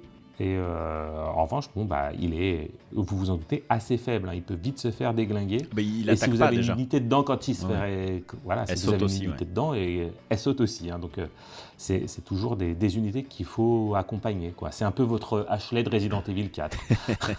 et cet exemple de VTB, en fait, on va le retrouver en correspondance sur le maritime et sur l'aérien. On va avoir en fait un hélicoptère double hélice de transport qui peut intégrer des unités. Donc par exemple, on pourra justement traverser la map, déposer des unités terrestres où on le souhaite, donc des unités d'infanterie. Et on aura la même chose sur le maritime avec des barges qui, comme les deux autres, n'ont pas la possibilité d'attaquer. Elles se défendent en subissant en fait. Et du coup, elles pourront transporter de manière maritime, pour le coup, de l'infanterie et tout type de véhicules terrestres. Blindés, ouais. C'est ça. Et en revanche, les hélicos de transport, ça ne prend que des infanteries, ouais, hein. c'est ça. Mais ça en prend deux. Ça en prend et deux. Le VTB, ça ne prend qu'une seule. Ouais. Et si vous êtes malin, vous chargez 2 unités dans un hélico de transport. L'hélico de transport, vous le chargez sur un croiseur, parce que c'est un peu un porte-avions. Ouais. Et vous pouvez déplacer 4 unités à la fois. Faut pas se la faire détruire au passage, mais vous en perdez 4 d'un coup. Et ça fait très mal, ouais. Voilà. Je vais reprendre un petit tour, un petit peu le tour des CEO aussi, parce qu'il nous en reste quelques-uns. Si on a abordé la notion de brouillard de guerre, c'est parce qu'on a Sonia ou Sonja. Je ne sais pas comment on prononce. Ouais, moi j'ai toujours pensé ça comme ça. Ouais. J'ai dit Sonja, puis un jour on m'a dit bah non, c'est Sonia. Je fais ouais, mais c'est un J, donc je dis Sonja. Voilà, qui toutes ces unités voient plus loin en cas de brouillard de guerre. Et surtout, elle voit à travers les forêts et les récifs, même sans être adjacent lorsqu'elle utilise son pouvoir. Donc imaginez sur des maps brouillard de guerre. C'est dur de la prendre en embuscade. Ouais, c'est clair. Alors évidemment, elle n'a pas de bonus de pouvoir au contact ou autre, mais dans certaines situations, un CEO, donc Chief Officer, donc un commandant, qui paraît faible, peut avoir des avantages mais colossaux. Et être complètement inutile selon le type de map ou de météo. Et chez Greeners, son paternel, Kanbei, lui, toutes ses unités ont plus 25 ou 30% de dégâts. Toutes ces unités. Ouais. Mais elles sont aussi plus chères. C'est qu'elles coûtent 20 à 30% plus cher. Donc lui, par exemple, il fait des carnages sur les maps prédéployées. Oui, parce que du coup, les unités lui ont rien coûté, parce qu'elles sont déjà positionnées, et souvent, on n'a pas d'usine, ou au pire, on n'en a qu'une seule, mais oui, c'est clair que ça change. C'est un général qui est long à se mettre en place, mais une fois qu'il est là, c'est dur de le déloger. Hein. Ouais. Voilà, il nous reste qui? Il nous reste, j'ai fait les 4, non? Alors les 4, oui, ouais, c'est ça, exactement. Et là, on en arrive à l'histoire qui serait un petit peu à détailler pour savoir qui est... C'est ça, l'antagoniste du jeu. Donc c'est Sturm, l'antagoniste du premier jeu. On ne sait pas si c'est un extraterrestre, si c'est un robot ou autre, mais c'est... vous voyez, quand je vous dis qu'il y a certains jeux qui sont subtils et manichéens, lui c'est moi être méchant, moi tuez-vous. Je peux pas mieux te le décrire. Toute la profondeur du personnage. Moi robot, détruire toi. Ou extraterrestre. Et c'est vrai que ces phrases sont très courtes en plus, oui, il est plus... beaucoup plus synthétique, robotique que les autres. Ouais. C'est ça. Et du coup, on est arrivé sur une notion de super pouvoir, parce que si chacun des généraux a ses avantages et ses faiblesses, à force de prendre des tatanes et d'en donner, il remplit une jauge qui monte très vite dans les premiers tours, et au fur et à mesure qu'il utilise son pouvoir, monte de plus en plus lentement. Selon l'abusivité de son pouvoir, elle va monter plus ou De moins moins vite. lentement, ouais. C'est-à-dire que Eagle, qui a un pouvoir destructeur de rejouer une deuxième fois, il a un des pouvoirs les plus lents à charger. Andy, qui a un pouvoir moyen, son pouvoir c'est de soigner toutes ses unités de 2 points. Bah, son pouvoir charge à une vitesse moyenne. Sammy, qui a un pouvoir qui n'affecte que ses infanteries, Il charge beaucoup plus et vite un pour tout le coup. petit peu les autres, charge beaucoup plus vite. Donc il permet d'accentuer encore son léger avantage, mais il l'accentue tellement souvent que ça devient presque une composante passive. Voilà, donc il y a vraiment une notion. Là, ça fait déjà 40 minutes qu'on est sur Advance Wars, mais comme je vous dis, c'est le plus gros morceau. Parce qu'en fait, il pose tellement de bases en fait, qui sont valables pour tous les épisodes qui suivent que en fait, on en reviendra plutôt pour les autres sur les différences et les ajouts et certains ajustements. Mais c'est vrai que là, cette base, en fait, elle est tellement énorme que pour un jeu Game Boy Advance, ça se suffit à lui-même. Et ça nous apporte une rejouabilité complètement énorme. On peut peut-être détailler un tout petit peu l'histoire globale qui se passe, la trame qui permet du coup d'appréhender mieux Je t'en prie, vas-y. le second. Alors sur Advance Wars, c'est pas une histoire incroyable, mais elle suffit à elle-même. Il n'y a pas besoin je vous dirais qu'il n'y a pas besoin de plus. On va avoir du coup. C'est un prétexte en fait à enchaîner des missions de manière cohérente, mais pas de manière nécessairement linéaire. Qui fait que du coup, on va avoir Andy, du coup, le jeune commandant d'Orange Star, qui va être accusé d'avoir attaqué sans raison les armées de Yellow Comet et de Green Earth. Donc là, on se situe sur une map qui s'appelle Wars World, qui est du coup un monde fictif qui, bien sûr, va ressembler au nôtre, mais sans le nommer. Et du coup, il va être accusé d'avoir attaqué, qui crée justement les premières batailles et toutes les nations rentrent en guerre contre Orange Star. Et ensuite, au fur et à mesure des missions, on va découvrir qu'en réalité, c'est pas exactement ça qui s'est passé, c'est le fameux Sturm qui est le commandant d'une nouvelle armée qui s'appelle Black Hole, qui a manipulé tous ces événements-là. Et du coup, en fait, le jeu va tourner à ce niveau-là pour justement avoir toutes les, on va dire, les armées qui se rendent compte de ce qui se passe et qui vont devoir se mettre en alliance pour justement combattre ce nouvel ennemi commun qui a berné tout le monde. Et on va ici du coup avoir un ennemi unique et qui sera capable, lui, avec son super pouvoir, de faire tomber des météorites. D'où le fait, on se demande, est-ce que c'est un extraterrestre, un robot, quelque chose comme ça. Et qui aura aussi des unités super puissantes comparées à la plupart des généraux. Et tout ça nous amènera... Il a pas de faiblesse. Hein, non, il est juste bon. Plus 20% sur toutes ses unités. Du coup, il nous crée quelque chose en fait qui va être assez compliqué à combattre. Et justement, ce twist de jeu va nous amener à avoir des batailles qui regroupent différentes, on va dire, factions, différentes armées pour combattre contre un ennemi commun jusqu'au dernier niveau où on aura la bataille finale qui sera, je pense, la plus longue du jeu globalement. En fait, c'est une ode à la remise en question et au pardon et puis à l'alliance. C'est exactement ça. Le mec qui va chercher des trucs beaucoup trop loin. Voilà, donc c'est un scénario prétexte. Mais ça suffit, on n'a vraiment pas besoin de plus. Ouais. Vous incarnez que Max pour avoir ses répliques rigolotes, puis après vous refaites un run en disant je vais essayer de la jouer plus subtil en incarnant Sammy dès que je peux, et puis au bout d'un moment vous ferez les missions d'Orange Star, puis après vous incarnerez des généraux de Blue Moon, puis après vous incarnerez des généraux d'autres nations encore. Ça fait beaucoup d'embranchements. Il y a moyen d'y revenir. Et ça agit souvent. encore comme un tuto, cette partie-là. Qui fait qu'en prenant en main le général, on se rend encore mieux compte de justement ses forces et ses faiblesses, qui fait qu'en recommençant le jeu ou en faisant une mission VS contre l'IA ou contre quelqu'un, du coup en fait on intègre.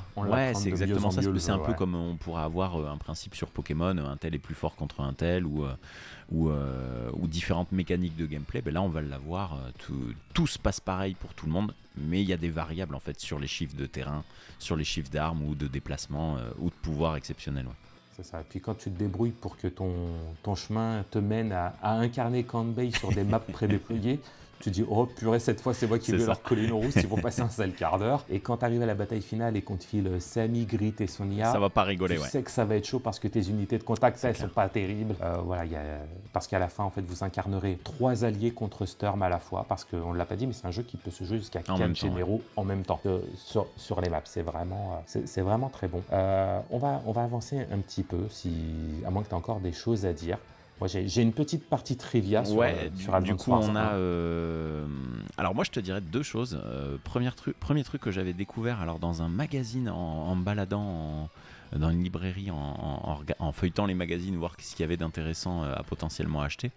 C'est un des rares endroits où j'en avais à l'époque entendu parler, parce que j'avais pas vu ça ailleurs, qui avait un bug dans le jeu. Alors je ne sais plus comment tu le déclenches, mais Moi, en j'ai gros, noté. ah voilà. Et ce bug-là, du coup, te permettait de passer en mode un peu éditeur, qui faisait que du coup, tu pouvais supprimer toutes les unités que tu voulais, les faire exploser au passage. Et bah forcément, du coup, tu te retrouvais avec la possibilité de passer sans trop de difficulté toutes les maps en rang S, vu que tu pouvais Alors non, détruire tout ce qu'il y justement. avait. Ah non? Non, justement, parce qu'en fait, alors en gros, pour le lancer, il faut aller dans le terrain d'entraînement. Il faut perdre exprès contre Olaf dans une mission très rapide. Ensuite, on va dans l'éditeur de map, on met une seule unité orange, on la détruit. L'écran devient un peu glitché. Et ça déconne et ça détruit d'autres unités à la chaîne, non? Je me ça. rappelle Après, avoir tu vu un fais truc comme ça, ouais. bébé, tu reviens en mode campagne. Et là, tu gardes le fait d'avoir l'éditeur ouvert. Du coup, tu peux détruire les Voilà. unités. Mais du coup, vu que c'est pas tes armées qui les détruisent, ça rentre pas dans ta statistique de force. Ah oui, d'accord. Du coup, tu pouvais avoir que B au maximum avec cette technique. Mais c'est Ok. toujours marrant quand on galère un peu trop sur une mission. Tu fais ça, tu dis attends, je suis le Deus Ex Machina, Et je allez, vais hop. te détruire tes unités. Et voilà, parce qu'en fait, on peut sauvegarder n'importe quand dans la mission. Et Oui. on peut sortir du jeu, revenir dedans. Voilà, il faut aussi le savoir parce que on peut se dire merde, si je dois lancer une mission qui dure 2 heures, je pourrais jamais m'en sortir. Non, vous c'est pouvez clair. sauvegarder et reprendre quand vous voulez. Et aussi, il y a moi le petit détail en fait qui est chaotique et qui est un petit peu récurrent dans la série malheureusement, c'est qu'on a un parallèle avec la vie réelle qui fait que ça a mis certaines embûches à Nintendo à la sortie des jeux justement, et même un sacré gros bazar quand même continué jusque récemment, qui fait que En fait, on va faire simple. Le jeu aux USA est sorti le 10 septembre 2001. voilà, on n'a pas besoin de détailler plus. Vous savez ce qui s'est passé le lendemain? L'animation quand on attaque une ville, c'est un bonhomme d'infanterie qui saute sur une tour et qui l'écrase. Autant vous dire qu'au Japon, ils ont dit on va pas le sortir tout de suite. C'est ça. En France, il est arrivé en janvier 2002 et vous allez voir que malédiction des dates pourries au Japon, À continuer. ça va le suivre tout le temps et j'y reviendrai sur chaque jeu. On va dire que pour moi c'est bon sur Advance Wars, Oui, je pourrais y passer on est bon. des heures, mais faut qu'on avance. Faut avancer. Ouais. S'il y avait un tout dernier truc au début, je vous ai dit que les unités, elles sont éjectées parce que c'est un champ de bataille dédramatisé. Ben, il faut savoir aussi que les populations civiles ne sont jamais évoquées dans Advance Wars Ah non, il y en a 1, pas. 2 ou 3, Ouais. sauf une exception dans Advance Wars 2, où il y a un joueur qui dit « Oh là là !» Enfin, quand on sauve une ville, on a un civil qui dit merci de nous avoir sauvé de ce général cruel ». Mais c'est la seule exception où on parle d'une population civile dans la série principale Advance Wars. Oui, c'est Allez, vraiment dédramatisé au possible, oui, complètement. C'est ça. La guerre, c'est rigolo. C'est Et comme puis ça, surtout, c'est sous ce je pense que prisme-là c'est qu'il le le voit. principe de gameplay qui permet de justement mieux comprendre les mécaniques, en plus que là on est vraiment dans un truc factuel, mais oui, c'est purement fictif, imagé, sympathique. Et dernier détail qu'on n'a pas abordé, c'est que qui fait qu'en fait, je pense qu'il est toujours justement aussi cool à jouer aujourd'hui, c'est qu'en fait, vu qu'on est sur du pixel art Game Boy Advance, sur un vrai jeu en 2D, vu du dessus, en fait, ça vieillit pas. C'est-à-dire que ce type de jeu, quand on a aujourd'hui des jeux de stratégie qui reprennent ce même style graphique, en fait, ça n'a pas des masses changé. Il y a au mieux certains éclairages dynamiques ou certaines choses ou plus d'animation. Mais globalement, ce jeu-là, Il y a un peu plus de pixels, mais c'est ça, mais il a globalement, un charme fou. Ouais, ça a tellement bien vieilli qu'en fait, il n'y a pas besoin de le changer tel quel. C'est hyper jouable que vous y jouez sur console originale, en émulation ou ce que vous voulez. Vous remettez la grille de pixels et c'est juste parfait, quoi. C'est ça, 25 ans après, c'est toujours aussi beau. Ouais, c'est clair. «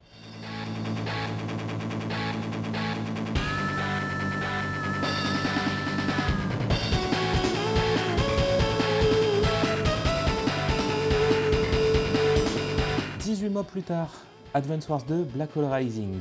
Donc le jeu a surprenamment bien marché, le premier. Du coup, ils ont dit bah, qu'est-ce qu'on fait quand un jeu marche bien? On en fait un 2. Le principal changement du jeu, c'est les graphismes. Ouais. On est passé d'un style manga coloré pour le 1 à quelque chose qui est beaucoup plus cartoonesque. Même dans le 1, il y avait ça aussi, c'est que lors des affrontements, il y a une petite mimique des généraux et tout ça. Le principal changement graphique, c'est le changement de design. Sinon, il y a eu des nouvelles mécaniques qui sont ajoutées, des nouveaux généraux, et une histoire un peu plus profonde, je trouve. Qu'est-ce que tu peux nous dire sur Advance Wars 2 et ta découverte, s'il y a quelque chose à dire dessus? Alors Moi, là, c'était simple. Advance Wars 2 sort, je prépare 45 €, c'est Day One. alors du coup, moi, j'ai pas le souvenir de l'avoir pris à l'époque, celui-là. J'y ai joué bien plus tard en émulation, mais du coup même pas sur GBA. Donc j'ai pas de souvenir exact du contexte. C'est juste que j'ai retrouvé. Je pense que entre temps, en fait, ce qui fait, c'est que je m'étais peut-être un petit peu plus désintéressé de la GBA. Oh là là, l'erreur fatale. C'est que du coup là on va retomber sur la période où du coup je pense que je passais plus de temps sur Xbox PC. et sur GameCube plutôt que la console portable. Et je me rappelle, je pense que j'avais encore gardé la GBA, mais je tournais sur des classiques plus style Mario Kart en multijoueur et ainsi de suite. Et oui, j'étais beaucoup plus console de salon à l'époque, parce que j'avais, je pense, un petit peu moins le besoin du portable. Les consoles de salon commençaient à être absolument dingues, donc je suis complètement passé à côté, mais je pense que c'est juste parce que je m'y suis pas intéressé du tout, quoi. Et je l'ai retrouvé. Je peux même te dire qu'on refaisait le papier peint du salon le jour où j'ai eu le jeu. Parce que j'ai dit à mon père, écoute, je me barre, je vais acheter mon jeu. Il dit non, tu restes là, on fait le papier peint, t'iras après. La frustration ultime. C'est ça. Donc c'est compliqué parce que moi j'ai tiré la gueule tout l'après-midi parce que je voulais aller à Micromania avant que ça ferme. Voilà, je l'ai eu et puis la GBA, elle n'était pas rétro-éclairée. Du coup, j'avais le jeu mais je pouvais pas jouer, il faisait trop nu. Voilà, c'était sympa. Allez, parlons un petit peu du jeu. Comme j'ai dit, le principal changement c'est graphique. Sinon, côté gameplay, c'est vachement plus profond. Où cette fois, on va avoir des missions à thème. Et l'armée de Black Hole revient. Elle est beaucoup plus développée parce que maintenant, elle contient 5 généraux, si je dis pas de conneries. Je vais regarder dans mes notes. Oui, il y en a beaucoup plus. Oui, il y en a 5 exactement. Ouais. Il y en a 5. Il y a Sturm qui est le général en chef, Maverick, le boss final du jeu, Kat, Adair et le gros baraquet. Ouais, j'ai plus son nom. Ouais. Ah oui. Oui. Tu vois Ouais, tu vois, ça revient. Ouais, c'est ça. Concrètement, ils ont tous des nouvelles caractéristiques. C'est aussi l'introduction de 2 niveaux de pouvoir pour rajouter un peu de granularité. C'est-à-dire, vous avez un pouvoir mid, c'est un peu comme... c'est quoi en jeu de combat qui faisait ça? C'est les Street Fighter ou autres qui à un moment donné ont changé, on avait double chargement de pouvoir. Il me semble avoir vu ça aussi. En gros, là on a une barre, c'est ça, à 2 niveaux qui va nous amener un niveau de pouvoir et le pouvoir qui prend plus de temps à charger, qui est plus impactant du coup. Pour donner un exemple concret, quand on parlait de Samy, les barres de pouvoir sont sous forme d'étoiles. Alors le premier niveau de pouvoir de Samy, en fait les pouvoirs classiques, c'est ceux d'Advance Wars 1 pour la plupart. Ils se chargent en 2 petites étoiles. Donc ça vous fera aller plus loin, un peu plus vite, etc. Mais si vous arrivez à pousser à 5 grosses étoiles supplémentaires, donc c'est quand même beaucoup plus long, et là votre unité, même si elle a que 1 point de vie, elle fera une capture instantanée de n'importe quel bâtiment, QG compris. Et là, ça change. Autant dire que si vous avez Samy, que votre gars, il voit que vous êtes en train de charger votre super pouvoir, il va vraiment tout mettre en place pour arrêter vos infanteries parce qu'il sait que ça pue et qu'il peut perdre la map en un seul tour. Ouais, c'est ça. Donc là, ça vient en fait, ça vient venir du coup, ça chamboule pas, ça approfondit, c'est vraiment ça. C'est-à-dire que pour le coup, c'est quand même plus sympa de commencer par Advance Wars 1 qui a les mécaniques vraiment de base, le socle. Et là, ça vient rajouter justement de la finesse pour ne pas, en gros, faire le 2 qui a des missions en plus, une nouvelle histoire et basta quoi. C'est pas mal de généraux en plus, hein. Oui, c'est clair. Parce que si Black Hole passe à 5 généraux, il y en a un nouveau chez Green Earth, donc Jessie, qui elle est spécialisée dans les tanks, véhicules, spécialiste de l'aérien, spécialiste machin. On a Sensei qui est spécialiste des hélicos chez Yellow Comet.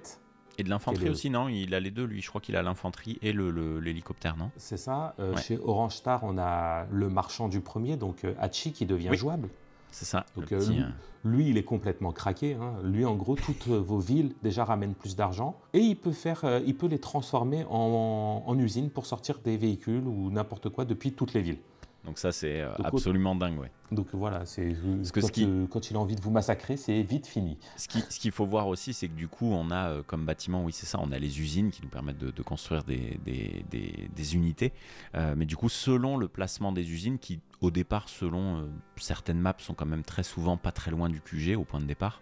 En fait, ça veut dire que si on construit un tank, une unité terrestre ou une infanterie, par exemple, en fait, va falloir la faire venir où on en a besoin. Alors que justement, si on peut avoir des postes avancés, et des fois on a certaines maps où il y a une usine abandonnée au milieu ou autre, là c'est hyper Généralement, c'est stratégique. ça. Chacun se déploie de son côté et la guerre se passe au milieu de la map où il y a quelques usines ou aéroports à prendre pour et limite, une des stratégies, ça peut vraiment être d'y aller le plus vite, le capturer le plus vite, et là ça fait tout de suite basculer le jeu, et il y a forcément quelque chose à contrer au lieu juste d'avoir des unités qui se combattent. Là on a vraiment en plus un poste avancé, et là clairement ça peut faire basculer pas mal de choses ou ramener plus de difficultés pour l'adversaire, c'est clair. C'est ça. Mais Advance Wars 2, c'est aussi l'introduction d'une campagne un peu plus, qui implique un peu plus le joueur, parce qu'il y a des nouvelles unités, les néo-tanks. C'est l'unité terrestre la plus puissante, mais qui n'est pas accessible à vos armées, sauf si vous trouvez, dans des missions où c'est plus ou moins explicite,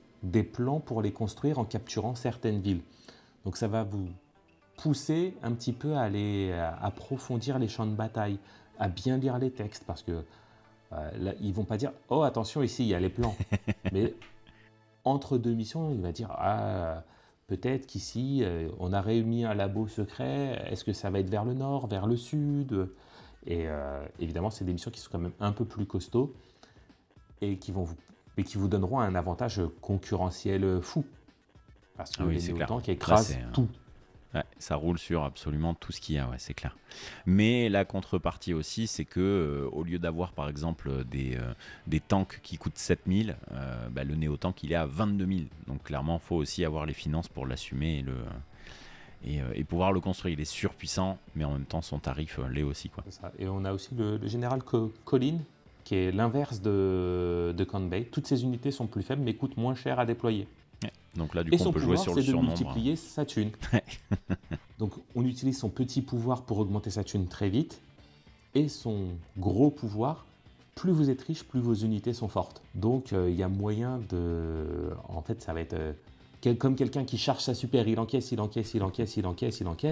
Mais à la fin, son infanterie va pouvoir soulever des tanks s'il a trop de fric, quoi. Et là, du coup, ça nous ramène encore un nouveau style de jeu qui est pas... qui va être basé plus sur l'économie et le surnombre d'unités qui coûtent moins cher. Et on a encore du coup une carte supplémentaire à jouer dans une bataille qui n'existait pas avant. Ouais. C'est ça. Là, il y a plus de choses aussi en rapport avec la topologie. Ou par exemple, il va dans le scénario du jeu.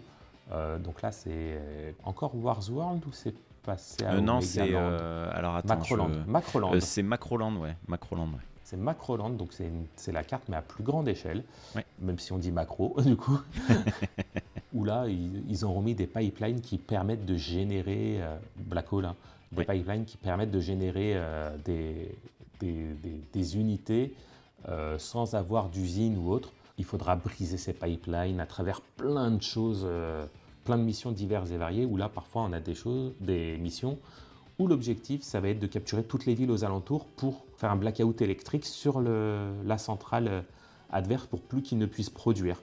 Je trouve qu'il y a eu des efforts pour mettre un peu de contexte dans le jeu. Oui, c'est complètement. Et surtout en plus Alors je sais pas s'ils ont trouvé la mécanique de gameplay ou l'histoire qui a créé la mécanique de gameplay, mais les deux se marient très bien et en fait rajoutent du contexte, rajoutent de la profondeur du lore en fait du jeu, et en fait concrètement on ne fait pas non plus exactement la même chose. Ça reste toujours, on doit vaincre l'ennemi pour continuer d'avancer, mais c'est vrai qu'on a. Mais c'est plus organique. Ouais, et puis ça nous diversifie et puis ça rend la campagne moins linéaire, et puis surtout quand on a déjà joué à Advance Wars un sacré paquet d'heures, en fait toutes ces nouveautés sont bienvenues, parce que sinon on tournerait sur les mêmes mécaniques qui sont sympas. On les assimile assez vite si on a clair. Beaucoup joué au premier, on les assimile très vite, du coup... c'est parfaitement cohérent en plus, comme c'est amené et tout, c'est logique, ça tient dans l'histoire, visuellement ça a des impacts aussi, ça se voit. Et parce que là tu parlais des pipelines, on le voit vraiment sur la map, c'est des gros tuyaux qui passent. Tiens, c'est un nouveau type de terrain. Il faut péter les jointures, faut physiquement péter les jointures de la pipeline. Donc ça rend encore un truc qui est parfaitement compréhensible, parfaitement appréhendé. C'est-à-dire que là, t'es habitué au 1, on te montre la map du 2 avec un pipeline qui passe. Tu dis tiens, mais c'est quoi ce truc-là, quoi ? Je veux en savoir plus. Il faut que j'achète le jeu. Alors le jeu sort en Europe en mi-2003 et il est décalé au Japon. une semaine, puis 2, puis 2 mois, puis 3 mois. Et puis il sort 18 mois plus tard, en bundle avec le 1. C'est ça, le Advance Wars qui chez eux est du coup le Game Boy Wars Advance 1 plus 2. Ouais. C'est ça, mais ne vous inquiétez pas, ça sera pire pour le prochain. Faut qu'on avance un peu, donc je pense que c'est le 1 la suite, en plus mieux. Il y a quelques options de personnalisation de coloris aussi sur Advance Wars 2. C'est ce que j'attends d'une suite Advance Wars 2. Oui, c'est le même en mieux, avec plus. Mais qui n'éclipse pas le premier. Non. Le premier reste la base solide à faire et le 2 va plus loin sur tous les points. Ouais. On est, oui, c'est vraiment ça. Et les deux sont à avoir. C'est pas, ils le surpassent à tous les niveaux. Le 1 n'enlève pas le premier. C'est ça. Ils se tiennent chacun parce que c'est les mêmes jeux sans exactement être les mêmes et justement ça passe très très bien. C'est vrai que moi je prends autant de plaisir à être sur l'un ou sur l'autre. C'est pas les mêmes jeux en fait et les deux se tiennent, c'est vrai. Voilà, et ensuite, fin de tournage pour la GBA, on va passer sur DS avec Advance Wars Dual Strike.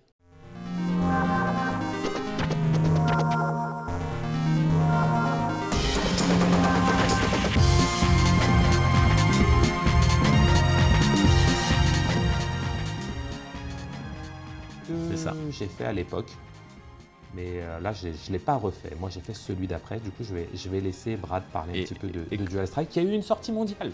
Ouais, pour le coup. Ils l'ont eu au Japon.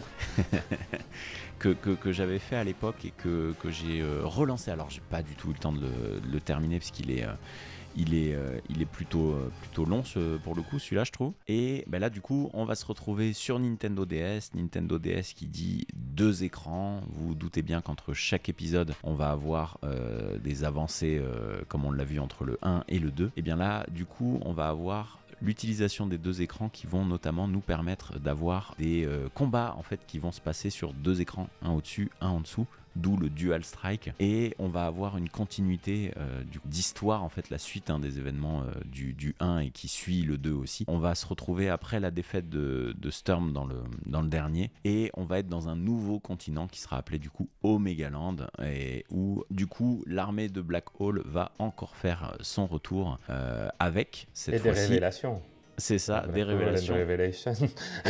Et un nouveau leader qui du coup au départ est inconnu et qui ne sera pas Sturm. Et là ici on va avoir un être en gros un peu machiavélique qui va chercher à obtenir l'immortalité en drainant l'énergie vitale d'Omegaland à l'aide d'un dispositif. Excuse-moi, dans le 2, Sturm est détruit à la fin. Oui, c'est pour ça qu'on le retrouve pas sur le 3. Le 3. Et en fait, il se passe quelque chose et le leader de Black Hole devient quelqu'un d'autre à la fin du 2. Ouais. Et en fait, il y avait un méchant encore plus méchant dans le 3. C'est ça, le méchant encore plus méchant qui nous est pas dévoilé au début, c'est-à-dire qu'on a, de mémoire, on a plutôt un sous-fifre à lui, on sent qu'il donne des commandes, mais on voit pas bien qui, on sent qu'il y a quelqu'un, on va dire, qui commande des marionnettes, mais on n'a pas son identité. Et du coup, on va toujours se retrouver avec les nations Orange Star, Blue Moon, Green Earth et Yellow Comet qui vont s'unifier pour faire les nations alliées. Et du coup, on va, forcément encore combattre Black Hole, mais cette fois, on va avoir des nouveaux généraux en fait qui vont rejoindre les équipes originales. On va se retrouver avec, de mémoire c'est quoi, c'est Jake et Rachel sur le... Jake chez Orange Star, Rachel qui est la sœur de Nell. Ouais, la sœur de Nell qui du coup est on va dire la coordinatrice qu'on avait en tuto, en gros la petite blonde habillée en bleu qu'on avait en tuto sur le 1 qu'on retrouve dans le 2 aussi de mémoire. Oui. Elle est toujours là et elle est même jouable. Et oui, c'est vrai. Et du coup, on va avoir... On a Sacha chez Blue Moon. C'est ça, Sacha chez Blue Moon. Qui est la sœur de Colin. Je sais plus si on en a chez Yellow Comet et Green Earth. C'est de la triche, là. Ça remonte à 20 ans, les souvenirs. Il n'y aurait pas un Grim sur Yellow, peut-être, Comet quand ils sont si, là, Grim. Ouais, c'est Grim, c'est ça.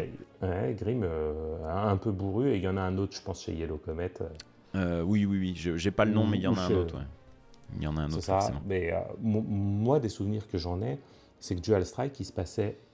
Soit tu avais 2 champs de bataille en même temps. Oui, c'est ça, le Dual Strike, du coup. Deux batailles complètement. Ouais. C'est ça, et alors je sais pas si tu as été jusque-là, mais il me semble qu'il y a un twist au bout d'un moment, où tu passes en mono-bataille, mais en bas, tu gères les unités terrestres, et sur l'écran supérieur, Ah, tu ça, gères je m'en le rappelle conflit plus. aérien. Oui, ça me dit quelque Et je chose, crois mais que ça- je peux pas te À le partir confirmer. Ouais. du deuxième tiers du jeu, en bas, tu gères le conflit au sol, Mhm. et en haut, tu vas gérer ta map à l'armée, et Dual Strike dit aussi que pendant une bonne partie du jeu, tu gères 2 généraux à la fois contre 2 généraux adverses. Ouais, c'est ça. C'est un peu Et là, c'est- le Mario Kart double dash d'Advance Wars. Ça fera plaisir à Ace Bunny. Ça embêtera un peu plus Pedro. Mais oui, et là, du coup, on a une différence, c'est-à-dire que sur le Advance Wars, le 1 ou le 2, on pouvait avoir des multigénéraux dans la même bataille, c'est-à-dire qu'on va contrôler, par exemple, on joue avec des jaunes et avec des bleus, ben on va les contrôler à tour de rôle. Tour jaune, c'est nous qui jouons, tour bleu, c'est nous qui jouons, et ensuite, ça Ouais, sera là, ça l'adversaire. va être vraiment tour allié, tour adverse. C'est ça, alors que là, ça sera pas la même chose, ça sera vraiment deux batailles distinctes en même temps qui vont se jouer. C'est du coup uniquement possible, cohérent, on va dire, grâce à la Nintendo DS. Puis il fallait bien Il y aurait eu trouver un un troisième prétexte. écran, t'aurais eu un troisième CO avec la partie maritime en bas en même temps. C'est-à-dire qu'à mon avis, là, on est sur un type d'évolution qui n'a pas été particulièrement souhaité dans la trame d'Advance Wars, mais que la Nintendo DS, le hardware, a rendu possible et a rendu du coup légitime, parce que là, on n'a pas besoin de 2 écrans sur Advance Wars concrètement, mais sauf que là, ils sont mis à profit de la meilleure, on va dire, des manières, je pense. Mais là, Par le jeu, rapport je au pense qu'il hardware. est trop aride, par exemple, pour commencer par celui-là.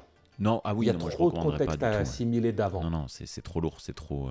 Ou alors, tu as intérêt de bien t'accrocher, mais du coup, je trouve que tu auras déjà le fond de pourquoi, comment. Mais toute la profondeur que tu apprends dans chaque jeu C'est avec ça. ses propres mécaniques où ça va loin, elle n'est pas réexpliquée aussi profondément dans le Non, jeu non. d'après parce que Elle tu est es à censé prendre en main l'avoir tout de acquis. suite, en fait, ouais. Et justement, ce qui fait la force, en fait, de la série, c'est qu'en commençant sur le premier, qui a extrêmement bien vieilli, qui a globalement, moi, je trouve mieux vieilli que les épisodes de DS.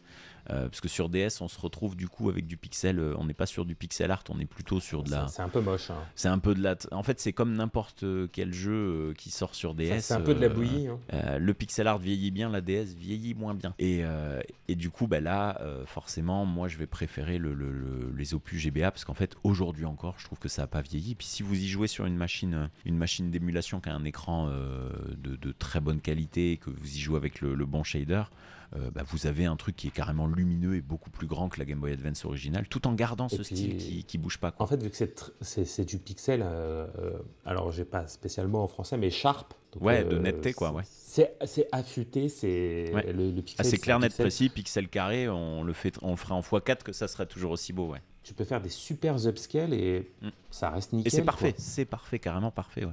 Et limite, tu vas te plonger dans le souvenir que tu avais à l'époque, quand ta Game Boy était dégueulasse, que tu voyais rien, que l'écran était pas rétroéclairé, tu avais quand même le souvenir de ce que tu vois maintenant. Ça. Quand en on très dit bonne que résolution, ouais. les souvenirs, ils HDifient les jeux, Oui. et là, tu peux HDifier ton jeu et c'est conforme à ton souvenir en fait. Concrètement, moi j'avais une Game Boy Advance avec un Retro Team 4K intégré, c'était incroyable. Hein. C'est la sensation que j'en ai, ouais.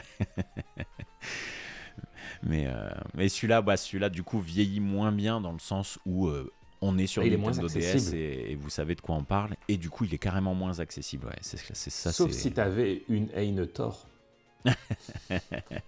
on en parlera plus tard. On en reparlera vous plus tard. pas. Mais, Ouais, moi mes conflits, je lis le titre de celui d'après, c'est pour ça. Mon souvenir, c'est que j'avais bien aimé le jeu, mais c'était moins marquant que Advance Wars 1 ou 2 pour moi. Mais Oui, je l'avais fait, c'était sympa. Ça reste Advance Wars, c'est très bien, mais. Je trouvais la dynamique Rachel Jack moins forte que Nell Andy, qui est chaperonnée un peu par Max, et Sammy qui dit arrêtez de faire les gamins. Et en fait, on a déjà les persos principaux qui sont posés. Et du coup, vu on qu'on n'a nous pas les envie change. d'en intégrer des nouveaux. C'est ça. Et en fait, moi, ce que j'ai eu, c'est la première déception en lançant le jeu. J'ai peu de t'es pas prêt pour le prochain. J'ai peu de souvenirs de l'époque parce que justement il m'a pas marqué, pas dans le sens il est pas bien, c'est juste qu'il est moins mythique que les 2 premiers sur GBA. Et la première déception c'est tiens attends, je joue pas Andy, je joue pas Max, je joue pas ah oui d'accord, bon ok, c'est la sœur de Nell, c'est cool. Et concrètement la deuxième, c'est comme Golden Sun 2 où tu commences avec l'autre équipe. Ouais. Je vais pas jouer avec l'équipe B moi. C'est ça. Et aussi je trouve qu'il est un petit peu plus lourd sur les dialogues, c'est-à-dire que c'est un peu plus enfantin, verbeux, moins intéressant. Moi concrètement, je suis beaucoup moins rentré dedans et là il rejouait, là je l'ai fait du coup je l'ai fait sur Steam Deck avec le bon shaders pour éviter d'avoir la résolution horrible de la GBA. Il reste quand même un peu moche, mais Mais oui, c'est vrai qu'il est très long et en fait là je me suis surpris au lieu d'avoir envie de lire les dialogues, je me suis surpris à avoir justement envie de les zapper plutôt. Parce que c'est un petit peu trop long, c'est un petit peu... En fait ça vient rajouter, oui c'est ça, du verbeux sur un fond qui est pas beaucoup plus gros. Donc ça sert à rien, c'est pas... ça va un peu trop en longueur et c'est pas... on préfère être en jeu que dans les interstices entre les combats quoi. C'est ça. Et Nintendo l'a bien senti parce que les chiffres de vente se faisaient un peu moins bons. Ils ont dit, bon, bah, on va refaire un nouvel épisode, mais on change tout. Et quand je dis on change tout, comment vous présentez ça?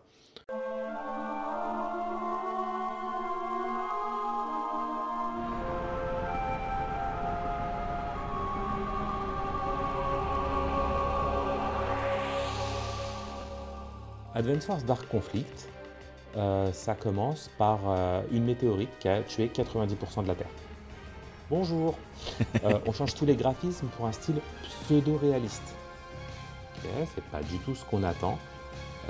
Là, c'est la mort, la famine et tout ça. Votre personnage, il est mort, sa famille est morte, son frère est mort, sa mère est morte. Il est recueilli par... Qu'est-ce que c'est que ce truc, quoi?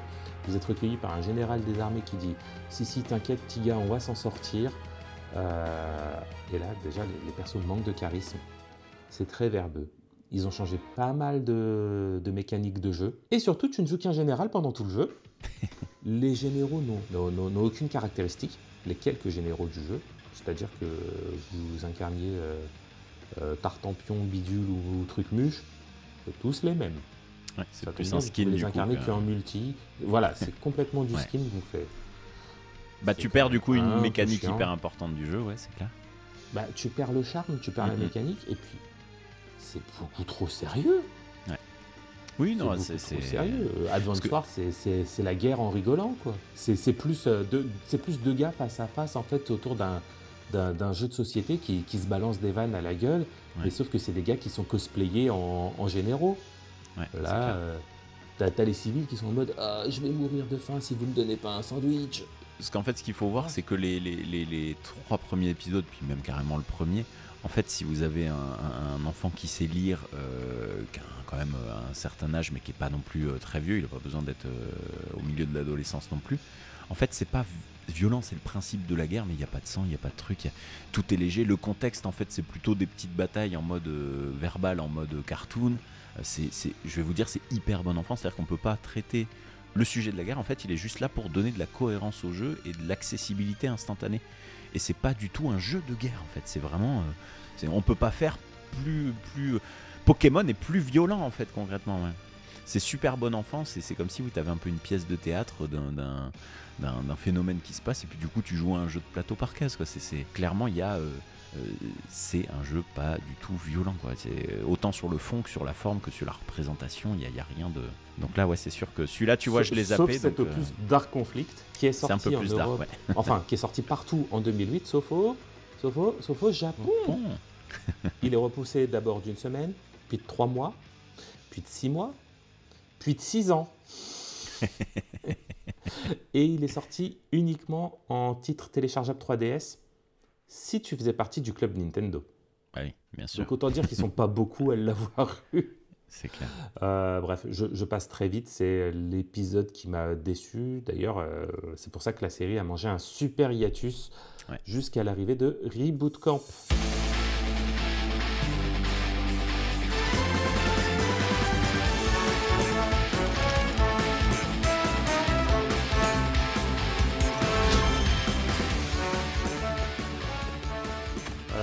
Allez, à toi Brad, je te laisse parler de Reboot Camp. Alors là, on se retrouve du coup en 2000.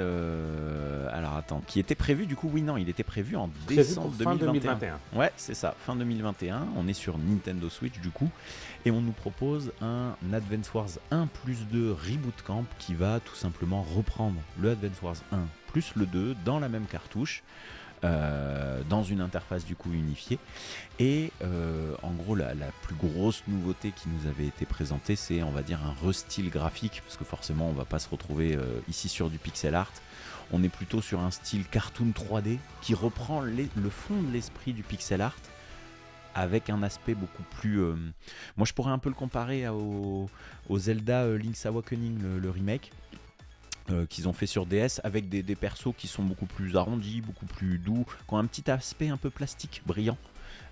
Et là du coup on va se retrouver plus jouet complètement, plus jouet mais sans faire représentation de jouet quoi.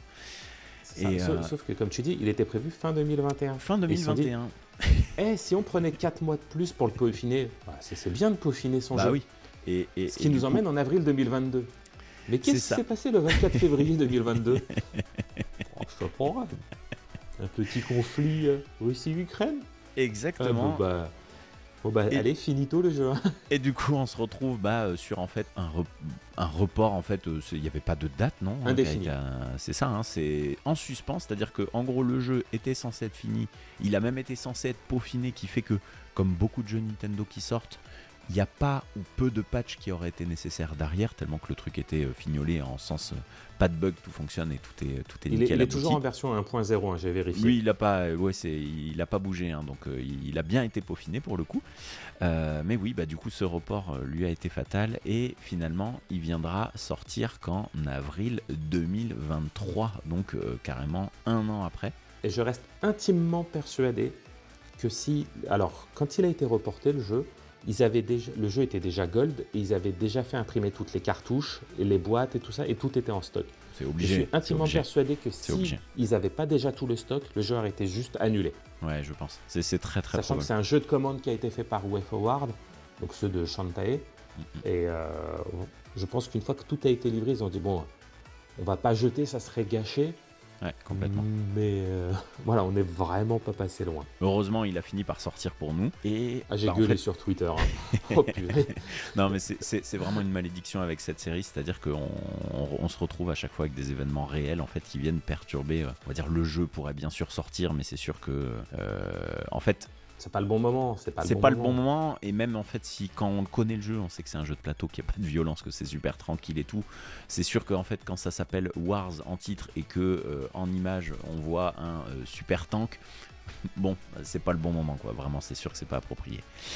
Et du coup, en parlant de jeu de plateau, est-ce que tu as déjà essayé, si tu y as joué, je sais que tu y as joué, si tu dézoomes au maximum.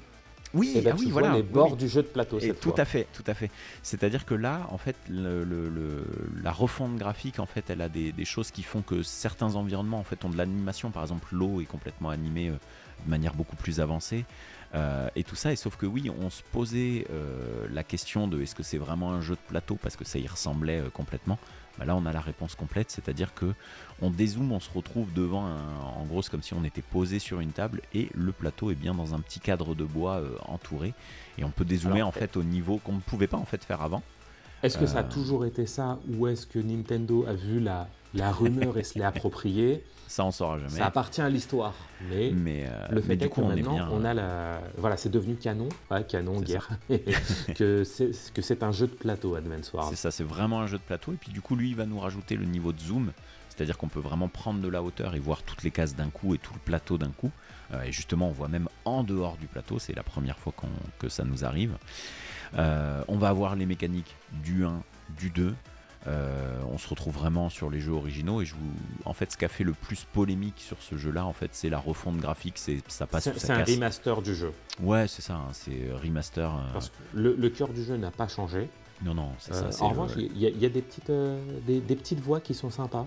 Oui. Et du coup, c'est presque même dommage du coup, c'est-à-dire que toutes les parties qui sont parlées en avant-bataille, début de bataille ou fin de bataille, ou même parfois en cours de bataille aussi, s'il y a un changement de météo, un changement de choses. En fait, on a les personnages du coup avec des grosses vignettes, parce que là forcément, vu qu'on a de la place sur l'écran, on a des animations, tous les personnages sont animés, c'est super bien fait tout en respectant pour le coup le style. Les animations de super pouvoir sont cool. Ouais, complètement. Elles sont du coup on passe en plein écran, on a vraiment l'animation complète du personnage avec à la fin son nom, le nom du pouvoir. Ça fait un peu splash screen type Marvel vs Capcom. Ouais. T'as le personnage en grand, t'as une petite animation sonore. Moi j'ai celle de Nell dans la tête là. Ouais. Quand elle claque des doigts et t'as dit Lucky Star et puis t'as plein d'étoiles qui tombent un peu partout. Et ça pour le coup c'est super bien fait, c'est super visuel, mais on est sur un style du coup cartoon, BD, manga. En couleur hein, bien sûr et heureusement ouais c'est clair et là du coup l'avantage c'est qu'on va se retrouver avec du coup des petites scènes comme ça et des scènes parlées du coup on a des très bons doublages qui sont en français et on a des parties de texte, donc les parties les plus importantes, qui très souvent vont être doublées vocalement aussi avec des voix enregistrées de super bonne qualité. Et on viendrait même à se dire, c'est dommage, vu que tout est téléphoné, il n'y a pas de phrases dynamiques, en fait on aurait carrément pu avoir toutes les lignes du jeu qui étaient dictées, ça aurait été super sympa. Surtout que en plus c'est super bien fait quoi. Et au niveau de la réception, du coup le plus gros point qui a fait un petit peu bruit, c'est la refonte graphique. C'est soit ça passe, soit ça casse, mais c'est un petit peu comme on a Link's Awakening sur Game Boy, on va l'avoir sur Switch.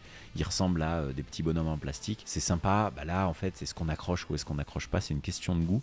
On aura pu faire du pixel art génial quand on voit des Octopath Traveler ou Triangle Strategy ou des jeux comme ça. Ma position elle est un peu différente. Link's Awakening, ça a pu conquérir un nouveau public. Advance Wars Reboot Camp, ça n'a pu targeter que les nostalgiques. Je pense, oui. Concrètement, moi, j'ai personne autour de moi qui a acheté ce jeu-là. Mais je l'ai acheté 2 fois, moi. Voilà, à part ceux qui connaissent le jeu, moi j'ai sauté dessus parce qu'en fait, j'ai beau connaître par cœur le lifting graphique, je m'en fous, mais en fait c'est toujours sympa d'y jouer. Et puis là, je l'avais sur Switch comme ça. En fait, j'aurais aimé que, comme pour Wonder Boy, que d'une touche, tu puisses repasser à l'ancien graphisme. Ça aurait été génial. Ça aurait été là, vraiment génial. Ça aurait été vraiment une super feature. Ouais, c'est clair. Et je pense que j'aurais fini par jouer en ancien graphisme pour le coup. Oui, parce qu'en fait, je l'ai acheté et qu'est-ce que j'ai fait ça m'a juste donné sur un select ou GBA. Ouais. C'est sûr. Franchement, c'est sûr. Et c'est là que tu te rends compte encore plus que même avec un lifting graphique, même en y jouant en 1080p sur ta télé, en fait la version GBA elle est ouf quoi, parce que son style graphique, du coup la résolution on n'est pas impacté par ça, le style graphique vieillit pas, les couleurs sont très bien choisies, les musiques aussi, là on se retrouve avec le même style de musique qui ont été remasterisées, c'est très bienvenu, mais si on aime la GBA on n'est pas du tout dérangé par les musiques forcément qui ont moins d'amplitude, de sonorité, de profondeur, mais la mélodie main en fait à l'intérieur est là en fait, donc ça vient c'est pas une remasterisation. C'est ça, donc c'est à la fois très sympa pour tout fan d'Advance Wars. C'est un passage quasi obligé, ça fera toujours plaisir d'y jouer. Moi je sais que dès que je l'ai eu, je lui ai mis direct 15 heures de jeu alors que j'avais pas le temps. Ça m'a fait trop plaisir de replonger là-dessus. C'est vrai que du coup on a un jeu qui est en fait qui a pas surfé. Est-ce que tu as refait les deux? J'ai pas fini le 2 sur le reboot. Comme moi. J'ai acheté le jeu, j'ai fait le 1, j'ai commencé le 2, puis j'ai dit allez, je passe à autre chose. Là c'est ça, c'est-à-dire que j'ai refait le 1 mais sans aucune mesure, j'étais très très content de le refaire et j'ai refait une partie du 2 mais je suis pas allé jusqu'au bout parce que le temps. On en a parce que le temps et puis on a déjà se souper les deux d'affilée, c'est beaucoup. Là pour le coup c'est un petit peu lourd, oui, parce qu'entre temps nous on avait forcément une année au minimum ou plus à attendre à l'époque. Puis du coup vu que t'es exactement dans le même style graphique, t'as moins l'impression de faire une transition, t'es vraiment en continuité de ton premier jeu, ce qui est très bien. Mais oui, là on se retrouve sur un truc où tu pars pour 30-40 heures minimum. Ouais. Mais dans ce cas-là, vu que t'as pas les mécaniques du 2 qui sont intégrées dans le 1 alors que c'est la même base graphique, ça fait une petite dissonance quoi. Pourquoi à partir de ce moment-là, j'ai l'accès à ces nouveaux véhicules que j'avais pas dans la première partie alors qu'il n'y a pas assez de cassure. Bon, c'est du chipotage. On arrive à 1h30. On va accélérer très vite. En termes de dérivés, alors à part si tu as encore des choses à dire, je ne censure pas. Mais globalement, ça vaut le coup si vous avez qu'une Switch. Sinon, je vous conseille les deux premiers. Je te rejoins là-dessus aussi. En termes de dérivés, avant la version DS, ils ont fait 2 épisodes de Battalion Wars, un sur GameCube, un sur Wii, qui se passent en temps réel. Mais à culpa, je n'y ai pas joué, j'ai pas eu le temps. Et si vous voulez aller plus loin, donc du Advance Wars sans que ça s'appelle Advance Wars, il y a Wargroove et Wargroove 2 qui sont dispo sur Steam. Sauf que je les trouve assez durs. C'est très dur et puis c'est quand même pas pareil, c'est-à-dire que là on est sur moi j'ai fait une partie du 1, on est sur un style pixel art qui est beaucoup moins lisible qu'Advance Wars. Les typos sont beaucoup plus durs à lire et le style est plus fouillis qui fait que la map est on voit très bien les choses quand même, mais la map est beaucoup moins identifiable et moins claire et c'est j'ai eu des problèmes en fait qui m'ont fait rager entre guillemets, dans le sens sur Advance Wars quand tu fais une connerie c'est de ta faute. T'as pas vu la ville, t'as pas vu le machin. Là, parfois, c'est confondu. Puis, un coup, la ville, tu dois l'attaquer. Tu dois pas faire une prise de position. Machin. Non, mais c'est plus subtil, mais dans le mauvais sens, quoi. Ouais. C'est ça. L'onboarding est peut-être pas assez bon. Mais ça reste une belle alternative. Et le problème quand on vient d'Advance Wars, c'est que du coup, c'est pas Advance Wars aussi. C'est le premier problème, c'est que visuellement, déjà, on s'y retrouve pas. Et en fait, on perd tout de suite l'accessibilité qu'on a.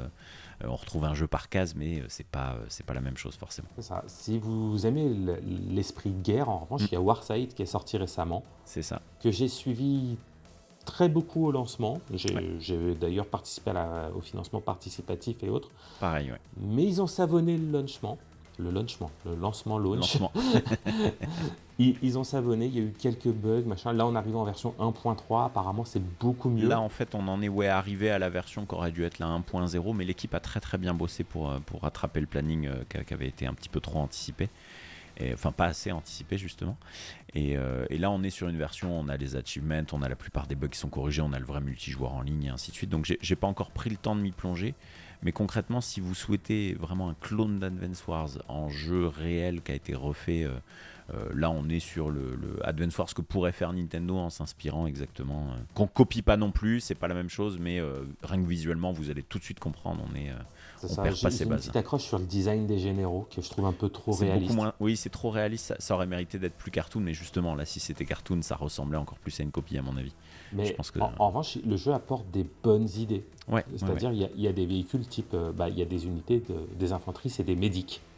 Donc ça peut soigner des infanteries. Il y a des véhicules où en fait c'est juste pas des pousse-pousse, mais des tanks poussoirs. C'est-à-dire ils attaquent pas, mais ils repoussent les unités adversaires. Et là vous pouvez les faire tomber dans d'autres terrains et autres.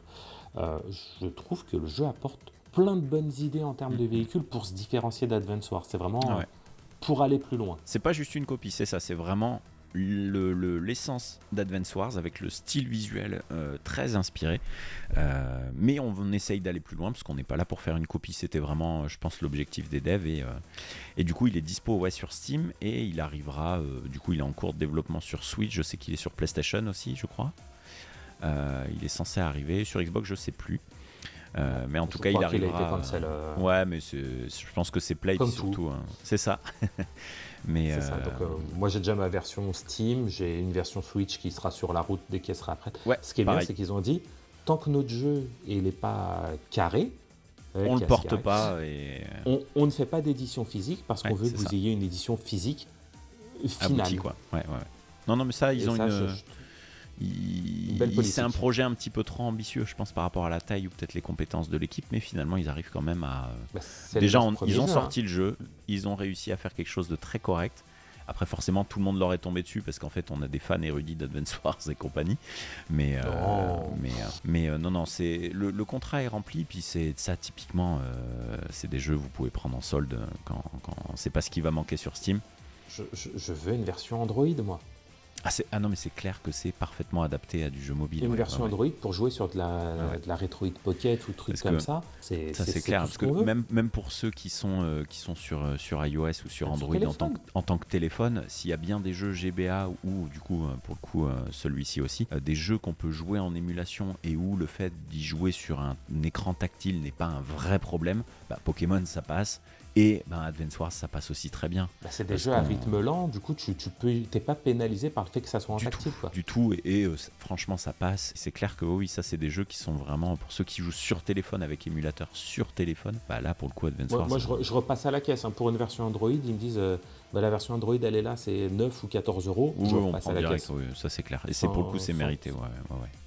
Donc il y a ça comme jeu, et comme annexe aussi, pour aller plus loin, moi je pourrais vous recommander Advance Wars by Web, qui va être le penchant web en fait de Advance Wars. C'est le Smogon de Advance Wars. C'est ça. Et là du coup on va avoir on peut jouer jusqu'à 16, on va avoir tous les généraux, et là je vois qu'il y en a 28, on a des maps customisées, de la ranked, du multijoueur en ligne, là c'est clairement le délire en mode navigateur complet. C'est là que le compétitif d'Advance Wars se fait, parce que oui, il existe une scène compétitive d'Advance Wars. On ne serait pas dans un format court, entre guillemets, coop. Je vous aurais tartiné pendant 1 heure sur ça. Mais du coup, moi, je vous envoie vers la chaîne de Mangs, M-A-N-G-S, qui fait du compétitif Advance Wars et qui vulgarise ça un petit peu. C'est un peu le Théromique du Advance Wars côté anglo-saxon. C'est très intéressant, mais voilà, si vous voulez du Advance Wars, vous pouvez faire AWBW, Advance Wars by Web. C'est ça. Et là c'est clairement Advance Wars en mode navigateur, en mode compétitif. Pour jouer aussi, au boulot, j'ai rien dit. Voilà. C'est pas moi qui l'ai dit. Écoute, moi je veux remplir le contrat, du coup je vais m'arrêter là pour Advance Wars. Oui, Si pareil. tu as des choses à ajouter, c'est le moment. On est très bien et en tout cas, ouais, moi c'est un jeu que je vous recommande vivement parce que j'ai passé énormément d'heures dessus, même récemment du coup, depuis le reboot camp, j'y ai rejoué avec grand plaisir. Et en fait, on y reviendra toujours, tout le temps, avec du plaisir. Quand on veut un petit peu de stratégie, on se prend pas la tête et on connaît toutes les mécaniques. Passez entre 5 et 10 heures dessus, vous avez fait le tour du premier sur tout le fond et ça vous permettra de jouer à n'importe lequel en ayant assimilé tout ce qu'il faut. Mais je vous recommande de le tester si vous aimez les petits jeux de stratégie qui sont pas prises de tête avec des fameuses cases carrées. C'est ça. En tout cas, moi, ça m'a fait très plaisir de faire cet épisode de coop avec toi. Mais moi Et aussi. Advance Wars, c'est un peu posé comme une évidence. Oui, on n'a pas très On avait quelques jeux. On n'a pas cherché loin. Mais on n'a pas bien cherché loin, oui. C'était même évident de le faire. Les trois autres loustiques de New Game Plus, alors on en a un qui est contre, les deux autres, ils sont en mode ouais, non, trop compliqué. Du coup, vous voyez, quand l'intérêt de coop, c'est de ne pas imposer un jeu ou une licence comme ça à ceux qui n'ont pas envie de jouer. Moi, ça m'a fait plaisir d'y rejouer. Je pense qu'à Brad aussi. Et, toujours. Voilà, ça nous a permis de partager ça avec vous pendant une petite soirée. Donc oui, un nouveau format qui vraiment vous amènera, vous le verrez, beaucoup plus de dynamique, beaucoup plus de régularité aussi, parce que là, du coup, on ne sera pas sur un épisode par mois, vous vous en doutez. Et puis c'est ça, on a un format beaucoup plus léger où on pourra justement traiter de petits jeux qui nous intéressent et surtout qu'on a fait en général. Parce que là, Advance Wars, bien sûr, on y a rejoué, mais en fait, techniquement, on n'avait pas besoin d'y rejouer. Ah oui, après, comme j'ai dit, on essaye de se limiter à 1h30. C'est le premier, du coup, on déborde un petit peu. Et puis c'est Advance Wars, en fait, quand même. C'est ça. Hein. Si vous voulez, moi, en saison 5, je vous fais un épisode de Monop. Pascal vous parle pendant 5 heures d'Advance Wars tout seul, il n'y a pas de problème. C'est clair. Donc c'est des jeux sur lesquels on est vraiment passionné, on pourrait aller beaucoup plus loin, mais voilà, on veut vous partager ça. On voulait vous faire une preview, c'est ça, ouais, une bonne preview, sans aller trop loin et vous ennuyer. Jouez-y plutôt, jouez-y, mangez-en, comme dirait Ace Bunny. Ace Bunny que vous retrouverez en compagnie de Pedro, il me semble, le mois prochain pour leur sujet que je ne divulgue pas. Allez, c'est tout pour moi, je vous laisse. On se voit dans 15 jours. Bisous, ciao. À très vite, ciao.